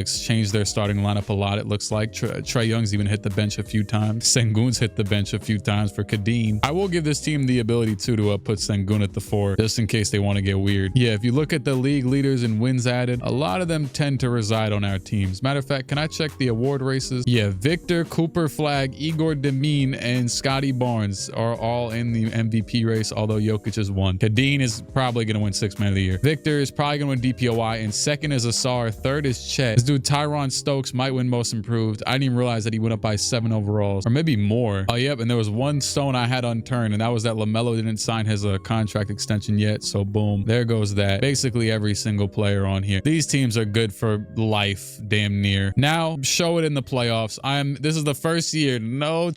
Actually it might not be the first year, but no trades whatsoever. Just keep pushing. Victor wins MVP. We need a ring from you though. 27, 11, and 5. Baba Ola Datun wins Rookie of the Year. Dude from the Hornets. Oh yeah. Yeah, so actually, I don't think I ever said this, but originally I like threw a bunch of stuff in that trade that we got LaMelo for. And like in the trade finder, it was going to give me LaMelo and the first pick, but it was too much. And I just took out the first pick and got him for like Julius Randle. So yeah, good thing I saved him from that damn team since they had the first pick. Kadeen Maluak, 6th player of the year. Victor wins DPOI. Ron Hill, coach of the year. Bronx Ballers or Brawlers. I always say Ballers. It doesn't really matter. Victor's on the first team. Nobody else from our guys though. But second team, you got Scotty Barnes, his teammate. Then you got Ace Bailey and Igor Demine. Shout out to this dude. He was the 7th pick. I did not expect him to be this good. I made him a small forward and that changed his life because he was a point guard, tall point guard. Now he's just he's basically like a Scotty Barnes hybrid, funnily enough. It makes sense in a sense. Cooper Flag also on the 3rd team, which is funny because he won MVP last year, but doesn't really matter. Defensive first teams, we got 3 of the members here, 2 of them being from the Royals. And honestly, get the hell out of here. Okay. 1, 2, 3, and 1, 2, 3. We did it. 73 and 9 for the Brawlers, 73 and 9 for the Thunderbirds, and then pretty far behind in the West, at least, for the Sonics and the Vipers to be 2 and 3. And then the East, not so far behind, but still far behind, for the Royals and the Barons. Kind of crazy. This team, like, I haven't really paid much attention to it in years. I just got them Tyrese. They still have Igor. Drake Powell was drafted a while ago. Rob Dillingham's been here the entire time. Literally, his whole career has been here in the Bronx. Mitchell Robinson and Mark Williams and Bam Adebayo have been the bigs for years. Oh yeah, I signed this dude. I noticed this guy was like #1 in estimated wins added, or like really high up for a really low overall player when he was like a rookie. I just saw it in the standings. You know, I'm really out here doing scouting for real. And I saw him in the free agency. I'm like, oh, okay, let's just sign him. He's another center, but he's 6'9", so who cares? Anyway, simulate the play-in. And none of them are playing each other. We'll simulate the round tentatively. And oh my goodness. OKC has got Las Vegas down 3-0. The Vipers, what is going on? Fox, Suggs, Johnson, Bailey, Missy, what's going on? Oh, they about to get swept in the first round by Shea and Benson. It's crazy as I tried to sign Ben Simmons to one of my teams. Forget which one it is, but whatever. Okay, well, Seattle's up 3-2. Now it's 3-3. Oh boy, we got another couple series that are all looking bad right now. The Baltimore Barons are down 3-2 to the Raptors again, trying to go crazy. And they're trying to beat my guys again. Screw it. Let's jump in. 138 to go. It's 107-107. They are down 2-3 in the first round. And we have seen these Barons too much though, but screw it. There are some teams we still have yet to watch play a damn possession, but it's because you're not good enough, so screw you. Kyrie Irving finally handling the ball after Mikey Williams was selling that. Oh my goodness. The pass down, J-Dub steals it in the lanes. He had a big body dude on him and he decided to get to it. J-Dub trying to cook. He's going to pass to the corner. Murray pulls it without hesitation. That's all. 121 to go. It wasn't a bad shot. It was light pressure though. It kind of sucked. Pass over to the corner. One more down to Pirtle, and my goodness, why is J-Dub at center? Does he have center on his tag? Okay, no, he has power forward. Okay, I'm just making sure. But we have backup bigs. Why is he the center? Hey, look, but he also has a center guarding him, so get to it. Okay, never mind. Wait a second. No, they just have 8 centers on the floor. We also have only guards out here. Why is Josh Giddey ISOing? Oh no, this is bad. This is literally the last player I would choose. Why is Collier out here? Oh my goodness, that's why. Kyrie guarded by DeJounte. He still got some defensive ratings. Old self. Oh, DeJounte Murray with the steal all the way to take the lead with 38 seconds to go. Why are the Raptors finishing so low in the standings trying to win another championship? Kyrie Irving to the basket all the way. DeJounte right there, and good defense. That was a very Kyrie type of layup, but he missed it. I mean, obviously it was tight coverage, and it doesn't even look like we're going to see a sub before this game ends. Let's see. J-Dub, 11 seconds to go. Dub will back out, and he's taking his time. 6 seconds to go. He'll go right at Pirtle. He's going to pump fake a few times. Back out Collier. We're going to need another one, and we're not going to get another one. Rebound by them. Raptors call a timeout. Yeah, it's not the best shot, obviously. All right. They still have some crazy size advantages. But regardless, passing, oh my goodness, Dash Daniels from dumb far out. It is off. That would have ended the series. Thank God he missed it. All right, we're going back to Baltimore, right? Yeah. What an odd team. And speaking of game 7s, Chicago. Why are you doing this? This is a team that I stole. Wait a second. Can I see some? Is that dude still here? Okay, well, they do have Saraf. That guy traded there, but is that, you know who I'm talking about. Okay, no, I think he's gone. I only signed him to a 1-year deal. And that 75 overall dude is just gone. They did not value him enough. But Ben Saraf was their starter. He was on our bench. This is who we traded Patrick Williams for. And he's pretty okay, I guess. I'm not really too worried about him. But we are worried about the team because we're in game 7. But, supreme confidence. What did Jameis Winston say? Unwavering faith. We won by 4. Thanks. Darren Peterson, Cook, 38. I did notice when I was making all those trades with him that he was really the mastermind behind the operation. He was the best player, but he was also a young player who we couldn't trade for, so that's all right. The Warriors, is Steph Curry still here? Yeah, he's still here, all right. But it looks like we got it. Probably. Oh, God. Okay, we got it. Kadeem with 22 off the bench, probably. I don't know. And our last game 7 of the first round, the Raptors versus the Barons. Yes. Yes. Okay. Every team except for the damn Vegas team, because they're out there doing God knows what, won. We are going to have a 3-2 matchup between our own teams. And it's yet again. Well, actually, no. No, I think this might be that first matchup. It's usually the Bronx versus Buffalo, but we're going to have Chet versus Victor, the rivalry that kind of never was. Well, I mean, I guess in real life, it's just in the regular season as well. And they're in the same conference. So they probably play a lot. And, you know, they probably got a rivalry. So, yeah, cool. I don't know why I'm talking so much. Probably because it's my video. Baltimore won game 1. I'm honestly going to simcast every one because Chet versus Victor, this is peak. Baltimore's up 3-0. They just won by 8. They're cooking. They got him out of here. Damn. Victor gets out of here. And man, he always puts up a stinker. And man, he was just not good in the playoffs. 41% from the field. Is this your MVP? This ain't the real MVP. I don't know. 16 points on 5 for 19, 1 for 7, 7 for 16, 9 for. You are 8 feet tall. We gonna have a talk. Maybe I'm giving off that vibe, but I very soon here plan on why is your shot 3-point an 86? Get to the rim. You have an 86 3-pointer as is. That's not good enough to have an 86 3-point shot tendency. Scotty Barnes. Okay, Darius Garland, I understand. Scotty Barnes, you're kind of crazy too. But get in the paint. You know what? Screw you. I'm not even gonna edit you. You are who you are. I'm gonna simulate this for a little while. So you're gonna have a chance to redeem yourself. And all of our other teams won. Well, I mean, to be fair, we still have all of our we won. We won the league. This is it. This is the mountaintop. This is the pinnacle. We have the Bronx Brawlers against the Baltimore Barons. Challenge complete. Tyrese Halliburton, Igor Demine, Jalen Johnson, Bam Adebayo, Mark Williams against DeJounte, Cam Thomas, Jalen Williams, Tyron Stokes, and Chet Holmgren. And on the other side of things, LaMelo, Dylan Harper, Cooper Flagg, Caleb Wilson, and Jalen Duren. The champions, well, 2-time, not reigning, but because the Raptors won, they're gone though. And Trae Young, Kobe White, BJ Edgecombe, Zion, and Alperen Sengun with Kadeem Maluak off the bench. I don't know what I'm doing. I should be simcasting all these games. This is the peak. This is the challenge complete right here. And yeah, Bronx Brawlers win this one. They are tied 1-1. St. Louis wins by 3. They kind of were in control. I know I could have jumped in, but not really though. They were in control the whole time. Oh my goodness. The Bronx Brawlers win again. Tyrese, Jalen Johnson. Hey, shout out to this core because there was that one year where, yes, I did trade for Tyrese around that time, but like I was definitely, or who was it? Oh yeah, we had Markkanen still. But Jalen Johnson, I looked at his stats and I was like, part of me wants to just blow up this whole team, just smoke this whole team and just start from the jump, except for like Rob Dillingham was always going to stay because he was like the cool young guy that we,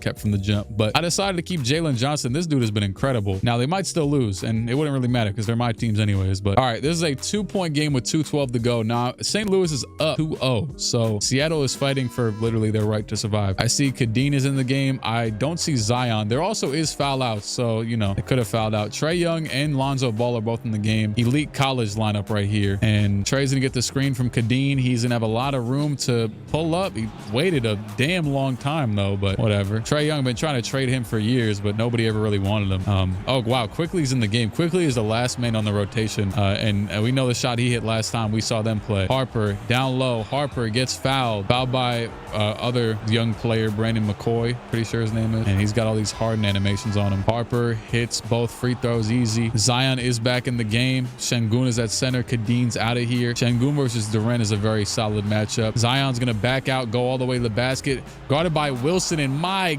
goodness, the Julius Randle disciple. Zion took a nasty, that's actually, I've never seen that, but that's definitely his pro play animation. That he has that little quick release. He takes these shots more often than you think. Harper pulls up and that's off. Rebound by Trae Young. That's a rarity. Trae Young getting a rebound, just not really usually in the position to do that. Zion's gonna go again anyways. 1:20 to go. They're gonna ISO him. He's trying to get to it. He is going nowhere. He's kind of stuck in nowhere land. He's gonna have to take a fall away shot, and that is good. Hey, he's a 95 overall. He's a hooper. He gets buckets. He's got a soft touch around the rim.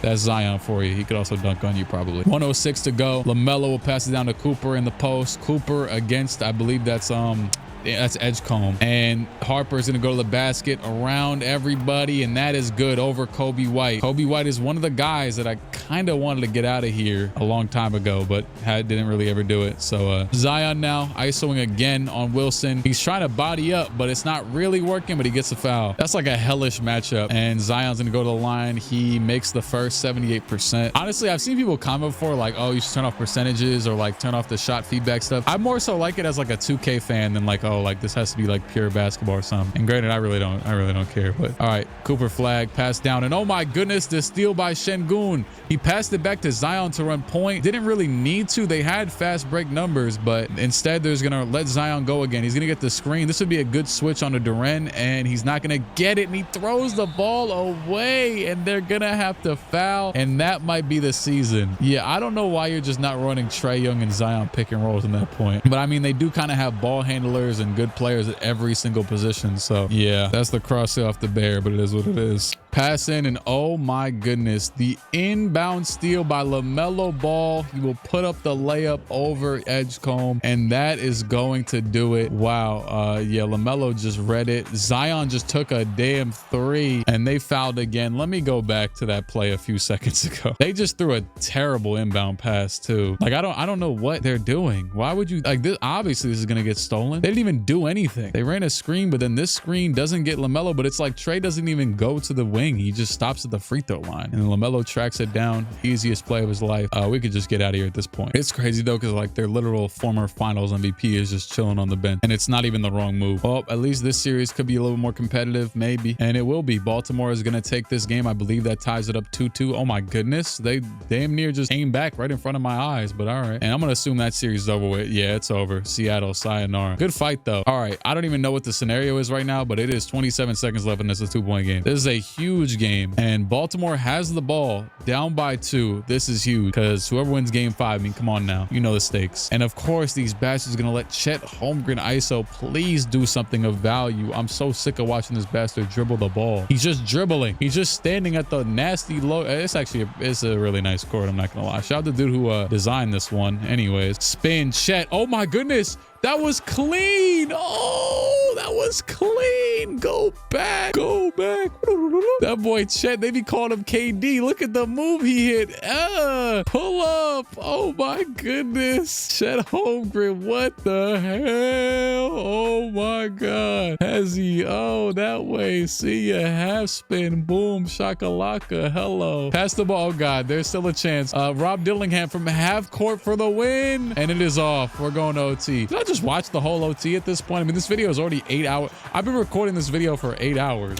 If you're here at this point. No, but I'll probably skip like half of it. But it's actually one of the rare occasions where I don't want the OT to get out of hand. I want it to still stay close. Please don't sell me. Yeah, there we go. That's good. 2 minutes. The Bronx down by 2. They got the ball. So Baltimore has taken the lead. Sorry if I ever like mix up the names. Obviously, like, you know, we're not used to saying these names on a normal occasion in basketball format. Anyways, Demlin, whatever the hell his name is. Sorry for the disrespect. Now you're an all-NBA teamer, and he hits a bucket. Real fundamental bucket right there. J-Dub pass over to Stokes, back over to Murray, and Stokes gonna set the screen. A nice screen for Cam Thomas, who keeps getting fouled on threes. Another one. Cam Thomas does jump high as hell on his jump shot. That tends to happen when you jump high and sway a lot. And yeah, basketball. Cam Thomas hits both, and he hits all 3. Mad random, but I'm about to end this recording so my recordings don't crash. I always get scared that I'm about to lose all my stuff. You ever consider that? Oh my goodness, he shot that shot right when I didn't realize I was pausing on a shot attempt. The bastard is insane. Oh, DeJounte, you are also insane.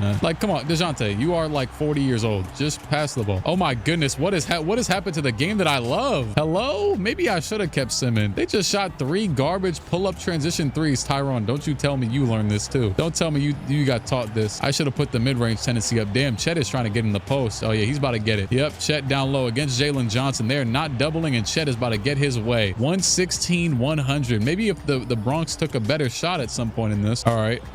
Yep. Tyrese trying to cook. He's gonna bully his way against DeJounte. That doesn't seem right, but okay. DeJounte between the legs down to Chet again. Chet, is he about to get his way again? Oh, hell no, he's not. My goodness, he missed a bunny, as the old folks call it. Why do I call him folks? Tyrese, them leg sleeves still look disgusting. Oh my goodness, all the way. He gets fouled. Tyrese is willing them back into this game. They were just down by 6 points. Tyrese at the line. Hey, I hate his free throw in this game. Why? Because I got him on my team. I'll be playing my team sometimes. I actually have Pink Diamond Victor on my team. I got it out of one of these nasty packs they gave. These super nasty packs, like literally super pack. Anyways, now Baltimore has their backs against the wall. Not really, but kinda, because they're up by 2, but they need a bucket. Chet in the post, you know, they're going to him. That's their guy, and he's gonna fade away. I could tell that was it. That was clean. That was clean again. I love the weird, nasty shots they hit sometimes in this game. This is perfect. That's beautiful.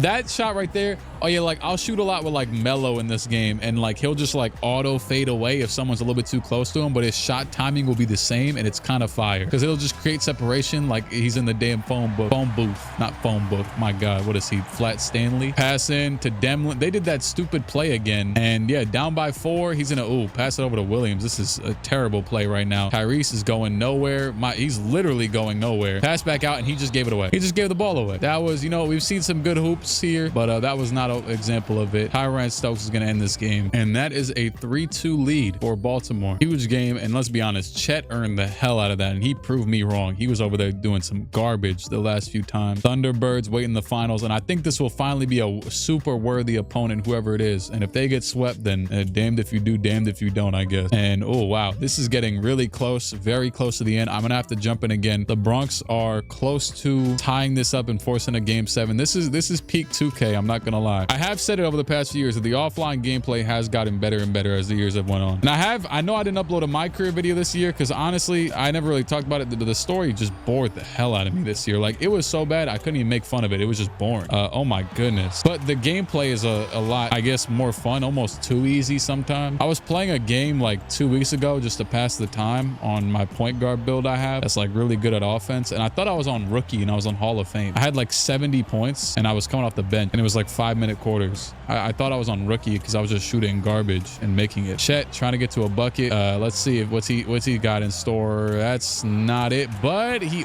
missed the rebound. They're gonna foul with 32 seconds left. I would not have thought they would have done that. I feel like they've gotten smarter with the fouls over this year, but maybe not, honestly. Maybe I'm just remembering things incorrectly. And he misses the second free throw, so maybe it wasn't that bad. They're gonna need a 3 though, easily. They're definitely gonna need a 3. Chet is just isoing though. Chet is in his own world. Chet is gonna pull up a 3, and it is off, but the rebound by Stokes. Stokes will go back up. He misses it, and that's gonna be game. Yeah, they got the bigs of hell down there. They got Bam down there at the power forward. So 8-point win. You know, the other interesting part about this is like the whole thing that made me think of this video idea that I never really talked about is that I was just thinking about how like people always talk about how the NBA needs an expansion because there's too many good players, and now we just have all the good players on these teams. I mean, to be fair, the draft class is usually insane, but yeah, anyways, game 7. Looks like it'd probably be a close one again. Maybe. 5 minutes to go. It's getting closer and closer. Or maybe it's not. I don't know. I'm gonna give Baltimore their fair shot. They're down by 6. It's a minute 35. I want to see their demise if they're gonna be in their demise. Chet, do you have it in you? We've seen insane plays from you, Bucko. They don't have the ball right now, though. This is kind of bad.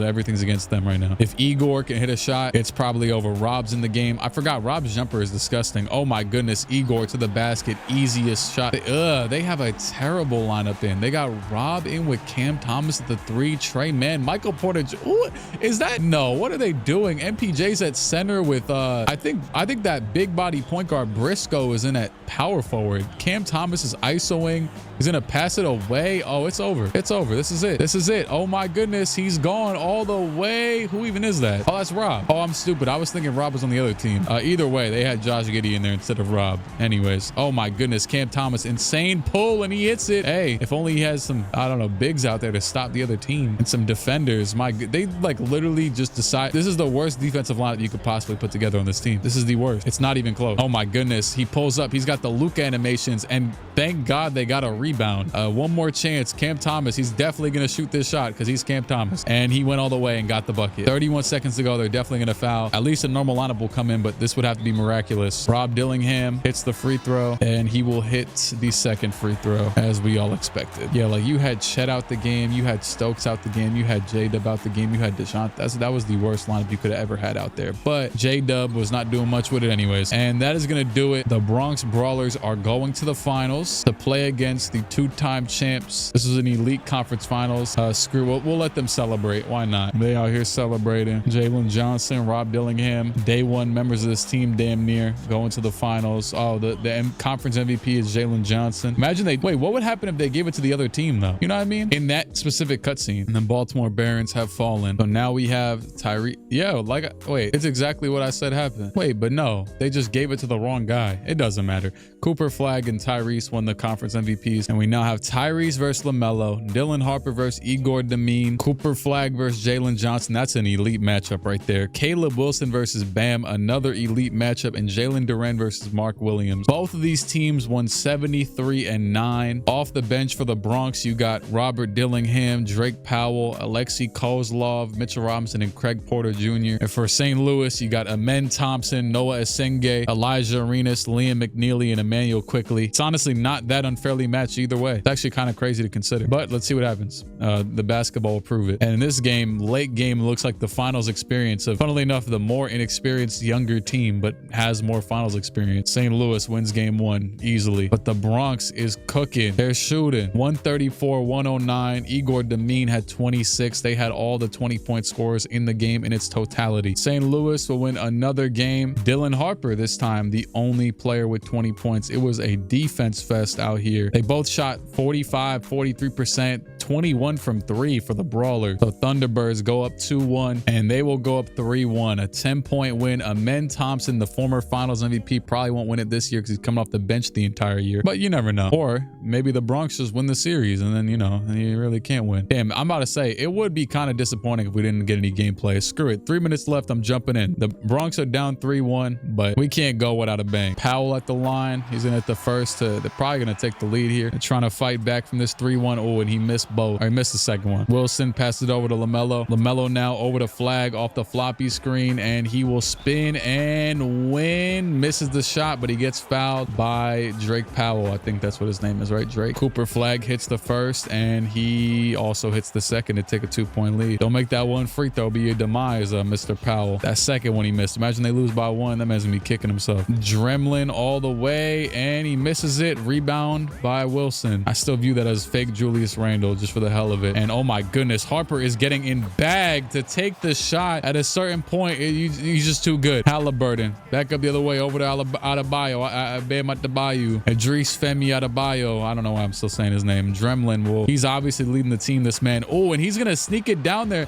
It was actually a bad pass, but like it got tipped. That was a really good pass too. He lobbed it up and everything, but it got tipped by, you know, yeah, that's a man, isn't it? No, that's Dylan Harper. Dylan Harper and Jalen Duren are both on it. This man, Jalen Duren, really got the defensive instincts of hell on this team. LaMelo now against Tyrese, a pretty common NBA debate these days, although this year it's not even been close. Dylan Harper operating in very little space. Does it even matter? I'm not sure. He's gonna go to the post and sneak through, miss it, but the rebound by Duren. Now the rebound by Johnson. Halliburton now on the break, down by 2. Looks like he will pass it to Williams. He's got Halliburton on the cut. He's not gonna hit him. He's gonna pass it back out to Johnson instead. He's gonna hand it over to Bam. Not a lot of spacing here, but they got their guys though. They got their guys. Igor for 3. They know what they're doing. They're running their plays. This is like the most seamless I've seen this game all year with these insanely good teams. LaMelo now. He'll pass it down to Harper. Harper in the post, and he will fade over the shoulder. That is good. 1:27 to go. Halliburton now against LaMelo again, setting up his offense. Halliburton goes right at him. He's gonna get fouled and miss the shot. Bad foul by Duren there. It's honestly a bad shot by Halliburton, but it doesn't matter. He hits both. 1:18 to go. Harper back up the other way. Dylan Harper now screens off the ball. He's got LaMelo wide open. LaMelo will pull the 3, and it is off. The Bronx is going crazy right now in the crowd. Dude, the Knicks ain't here. Honestly, if we had this many damn New York teams at a certain point, oh my goodness. Rebound. Demlin over to Bam. Bam's gonna, it looks like he can give him to Mark. Nope, he's gonna give it to Johnson. Johnson back out to Bam. Bam's gonna hezzy. They're gonna find Igor again, it looks like, or not. I don't know. Johnson's gonna have to pull the fadeaway three, and that is off, but the rebound by nobody. Who is it? It is the Bronx Ball. It looked like Cooper could have saved that ball, but he might have thought it wasn't off on him. Hey, they could challenge, but they're not going to. This game never challenges. Okay, back out to Halliburton. Little slick pass by Igor. Halliburton all the way, and the layup is good to take a 3-point lead. St. Louis needs a timeout. You know, I just realized this. St. Louis ain't really West, ain't it? Like, it's not really West, is it? I mean, I guess in NBA terms it would be. I think I put it in the what's it called? Yeah, I guess I put it in the division with the Pelicans and the Grizzlies, and it's kind of over there somewhere. So yeah, they just called their second timeout like idiots. Hey, at a certain point, it's still got to be 2K, so it is what it is. Pass into LaMelo, screen. He'll pass it down to Harper. They're still gonna go for their twos. Oh my goodness, he shot a post hook, and they fight for the board. Rebound by Harper. Harper to the basket. What the hell? He went to go lob it up. They're going to slow it down. Tyrese will get fouled. Dylan Harper with the rookie, not rookie anymore. Shoot, you got 2 championship. Mistake. Lobs it up to nothingness. Tyrese, I mean, you got to hit at least 1 free throw here and the game is over, and you guys will have another chance. He hits the first free throw. The game is over. No timeouts for St. Louis. We can wrap it up. I mean, let's see. Let's make sure at least. LaMelo, 10 seconds left. Pass it over. Wilson, what the hell? He did a whole animation and everything. He missed it. Durant back out. Harper, he pump faked it. It's over. Yep, it's over. Oh my goodness. Cooper just snagged that board. And then he got moved 7 feet over by the celebration. Good God. I don't think the teams will be talking like, they never talk like this after the finals. They just keep it pushing until the next game. And in the finals, it is war. Halliburton, Powell, and Demeen were the only 20-point scorers in this game. Definitely earned this one. Still 3-2 Thunderbirds, but that was definitely a hard-fought win. And it looks like, yeah, they're gonna win this. The St. Louis Thunderbirds are gonna win their 3rd championship. Cooper Flag, the best player in the NBA currently. I think that's easy to say considering. Shoot, shout out to Victor for all them MVPs, but Cooper got one and he's got, well, 2 finals MVPs now. Hey, that just reminded me. Shout out to that Jonathan Isaac finals MVP. Part of me cinematically wants to end this right here because this was just so crazy. I'm actually gonna continue because I just want to see it. I just want to see this continue. I really don't care. I'm gonna leave trades. I think I'm gonna leave trades off. It kind of doesn't matter though. Like they're not gonna like sabotage. It'll be funnier. Screw it. I'm just gonna put everything on automatic. Oh, you know what though? Oh, there's one thing.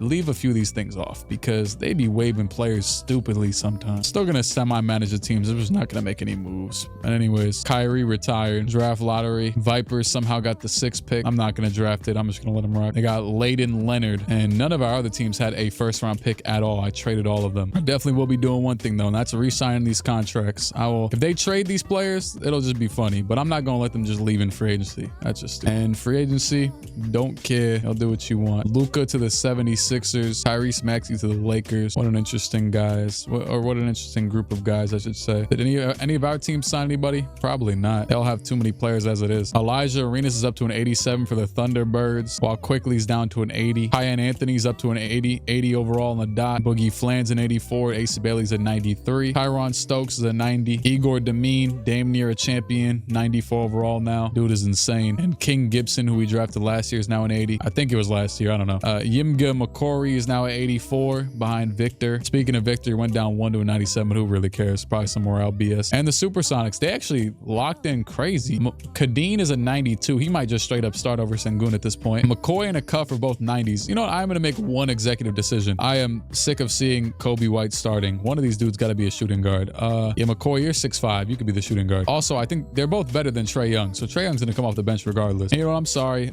Kobe White, it's time. We got too much going. One of you, Lonzo or Kobe White, you guys got to go. I'm going to grab another backup big so we can start over on this team. They could start the 2 guys, the 2 bigs they need to start for real. Yeah, screw it. The other Jalen Williams looks to be doing pretty good over there. He doesn't really get a lot of rebounds, but all right, here you go. Moses Moody for Onyeko Kongwu. I'm not even going to force them to start the 2 bigs, but at least I give them the option to rationally. Hey, I don't got my face came on, but I do got the green tea though. Maybe I should have stopped while I was ahead because the damn Bulls want to take the Baron spot. Okay, some trades have happened. The Vipers have traded Isaiah Stewart for Gershon Yabusele. Affects nothing, but you know, it's kind of funny to see it happen. Aaron Gordon got traded from the Sonics for Miles Bridges. He was not playing at all, so that's cool. Oh, wait, what? The Vipers traded Eves Missy for Moses Moody? I traded that dude Moses Moody for like nothing, and Ease Missy's been a core part of that team for years. Barons trade Trey Mann for Davion Mitchell. Oh, I might turn this garbage off. Delano Banton for Jeremiah Prophet. We ain't profiting. No. Michael Porter Jr. for Denny Avdia. Damn, they're going crazy. And guess what? That's the team that's out here playing the worst out of all of them, because I gave these idiots control of randomness. They traded for Denny Avdia, who can't hit a shot, and Davion Mitchell, who can't hit a shot. Forget the defense. Never mind. Turn trades off. I'm not gonna go reverse them, but turn them off. Actually, it's a trade deadline anyways, but I do think it's gonna be the last year. Because why? Because the damn simulation's taking long on even on the computer. So that's all right. Victor won another MVP. Cameron Mercer, Rookie of the Year. Sam Thomas, Victor DPOY. Adam Umaduch, Most Improved Player. Darren Peterson, Clutch Player. Anthony Sparks for, damn, did they get a new coach? They definitely did. Thunderbirds, Coach of the Year, 67 wins. And the Bronx won 65 games. Victor's on the first team. So was Ace Bailey. First time I seen him here, 27 points per game. He was averaging a lot even before this, though. We had no players on the second team, but the third team is damn near all of our players. Scotty Barnes, Igor, Cooper Flagg, Tyron Stokes. And then so is the defensive first team. Aside from one Spurs player, it's all Royals, Vipers, Barons, Ace Bailey, Asar Thompson, Victor, Chet. And the playoffs, man, sadly, both conferences had a team to dethrone. The Warriors were better than the Vipers, and the Bulls were better than the Barons, although the East was much better than the West as a whole. I'm just going to get out of the first round, honestly. Let me see. Seattle 1-4. Toronto is going insane again. Kyrie's not even in the league anymore. Victor just lost in the first round. He is not meant to win. It's just that simple. He does not have it in him. I don't know what to tell you. The Bronx and Baltimore will play again, except in the second round this time. So we will not have a full conference finals filled with our teams, sadly. Vegas just lost in 4, unsurprisingly, to St. Louis. Shout out to anybody from St. Louis watching the video. You don't get much representation in this because, you know, no NBA team, I guess. The Barons just lost in 4 and 6. So yet again, Chet Holmgren and them go home to the Bronx Brawlers. And Seattle plays Golden State. They win, thankfully. Chicago versus the Bronx. What a duel. And yet again, St. Louis versus Seattle, running it back another year. Seattle's done pretty well considering all circumstances, and they are now down 3-1. They lose in, are we about to have a rematch? Oh, I don't know. Chicago might have something to say about it, sadly. My goodness. Okay, I have to jump in. It's 109-111, game 7, and Chicago has the ball, but can our guys make a stop? I'm not about to simcast through it. I gotta see if they score. It looks like we have our starters in, or at least very close to it. Oh, Rob is in the game. He's guarding Peterson, which is not good, and he gets all the way, misses it though. Rebound back out to Evans. There's still a shot clock differential, very significant one, and Evans will get there, pull up, and that is good. My goodness, no timeouts left for the Bronx, but honestly, I wouldn't want them to take it here anyways. I would have wanted to wait, but they don't have any. He's gonna go all the way to the basket. That is off. Yep, the Bronx is about to lose. It's over. Chicago is going to the finals. Shout out to the Bulls, I guess. I can't even hate at this point. I tried to ruin their damn franchise, and they are still going. Cooper Flagg versus Darren Peterson. At the very least, you guys literally cannot lose this. I actually don't really want to simcast this. I don't want to see you play anymore. Just win the, yeah, they won. Cooper Flagg, finals MVP. St. Louis, insane team. What the hell? I don't know. That was their 4th championship in 5 years. They did lose one to Toronto, which was weird. And Jonathan Isaac also. So at the very least, every single year, starting off with expansion teams in a normal NBA, not even like a fantasy draft NBA. Like I started off with poverty and still got a team to win the championship the first year, and I've had another team in the finals every single year since, I guess. So that's how this went. This was really interesting and weird. It's been real. It's been fun, but it ain't real fun. You can subscribe to the channel if you feel like it. Shout out to Cooper Flagg, shout out to Rob Dillingham, and shout out to Josh Harrelson. And I'll see you around. You know what, actually, there was one more thing I want to check. I just thought about it, in the team history, the team records, all this stuff for these teams would literally just be all that we've done in this video. And look at this. Julius Randle has the most points in the Thunderbirds game history. Who would have thought? Over Cooper Flagg. Emmanuel quickly tied him too. Shoot, Emmanuel quickly has all the 3-point records. Jalen Duren has damn near all the rebound records. Dylan Harper dropped 21 assists. Blocks was Amen Thompson, and steals was Amen Thompson. Now that's not playoffs though. Playoffs is all Cooper Flagg, and nobody has ever scored 40 for this team. Why does it show that dude? That's not Cooper Flagg. Yeah, I'm not gonna go through this for every team, but I just thought it was funny. All right, it's been real. It's been fun, but it ain't been real fun. I'll see you around. Cut.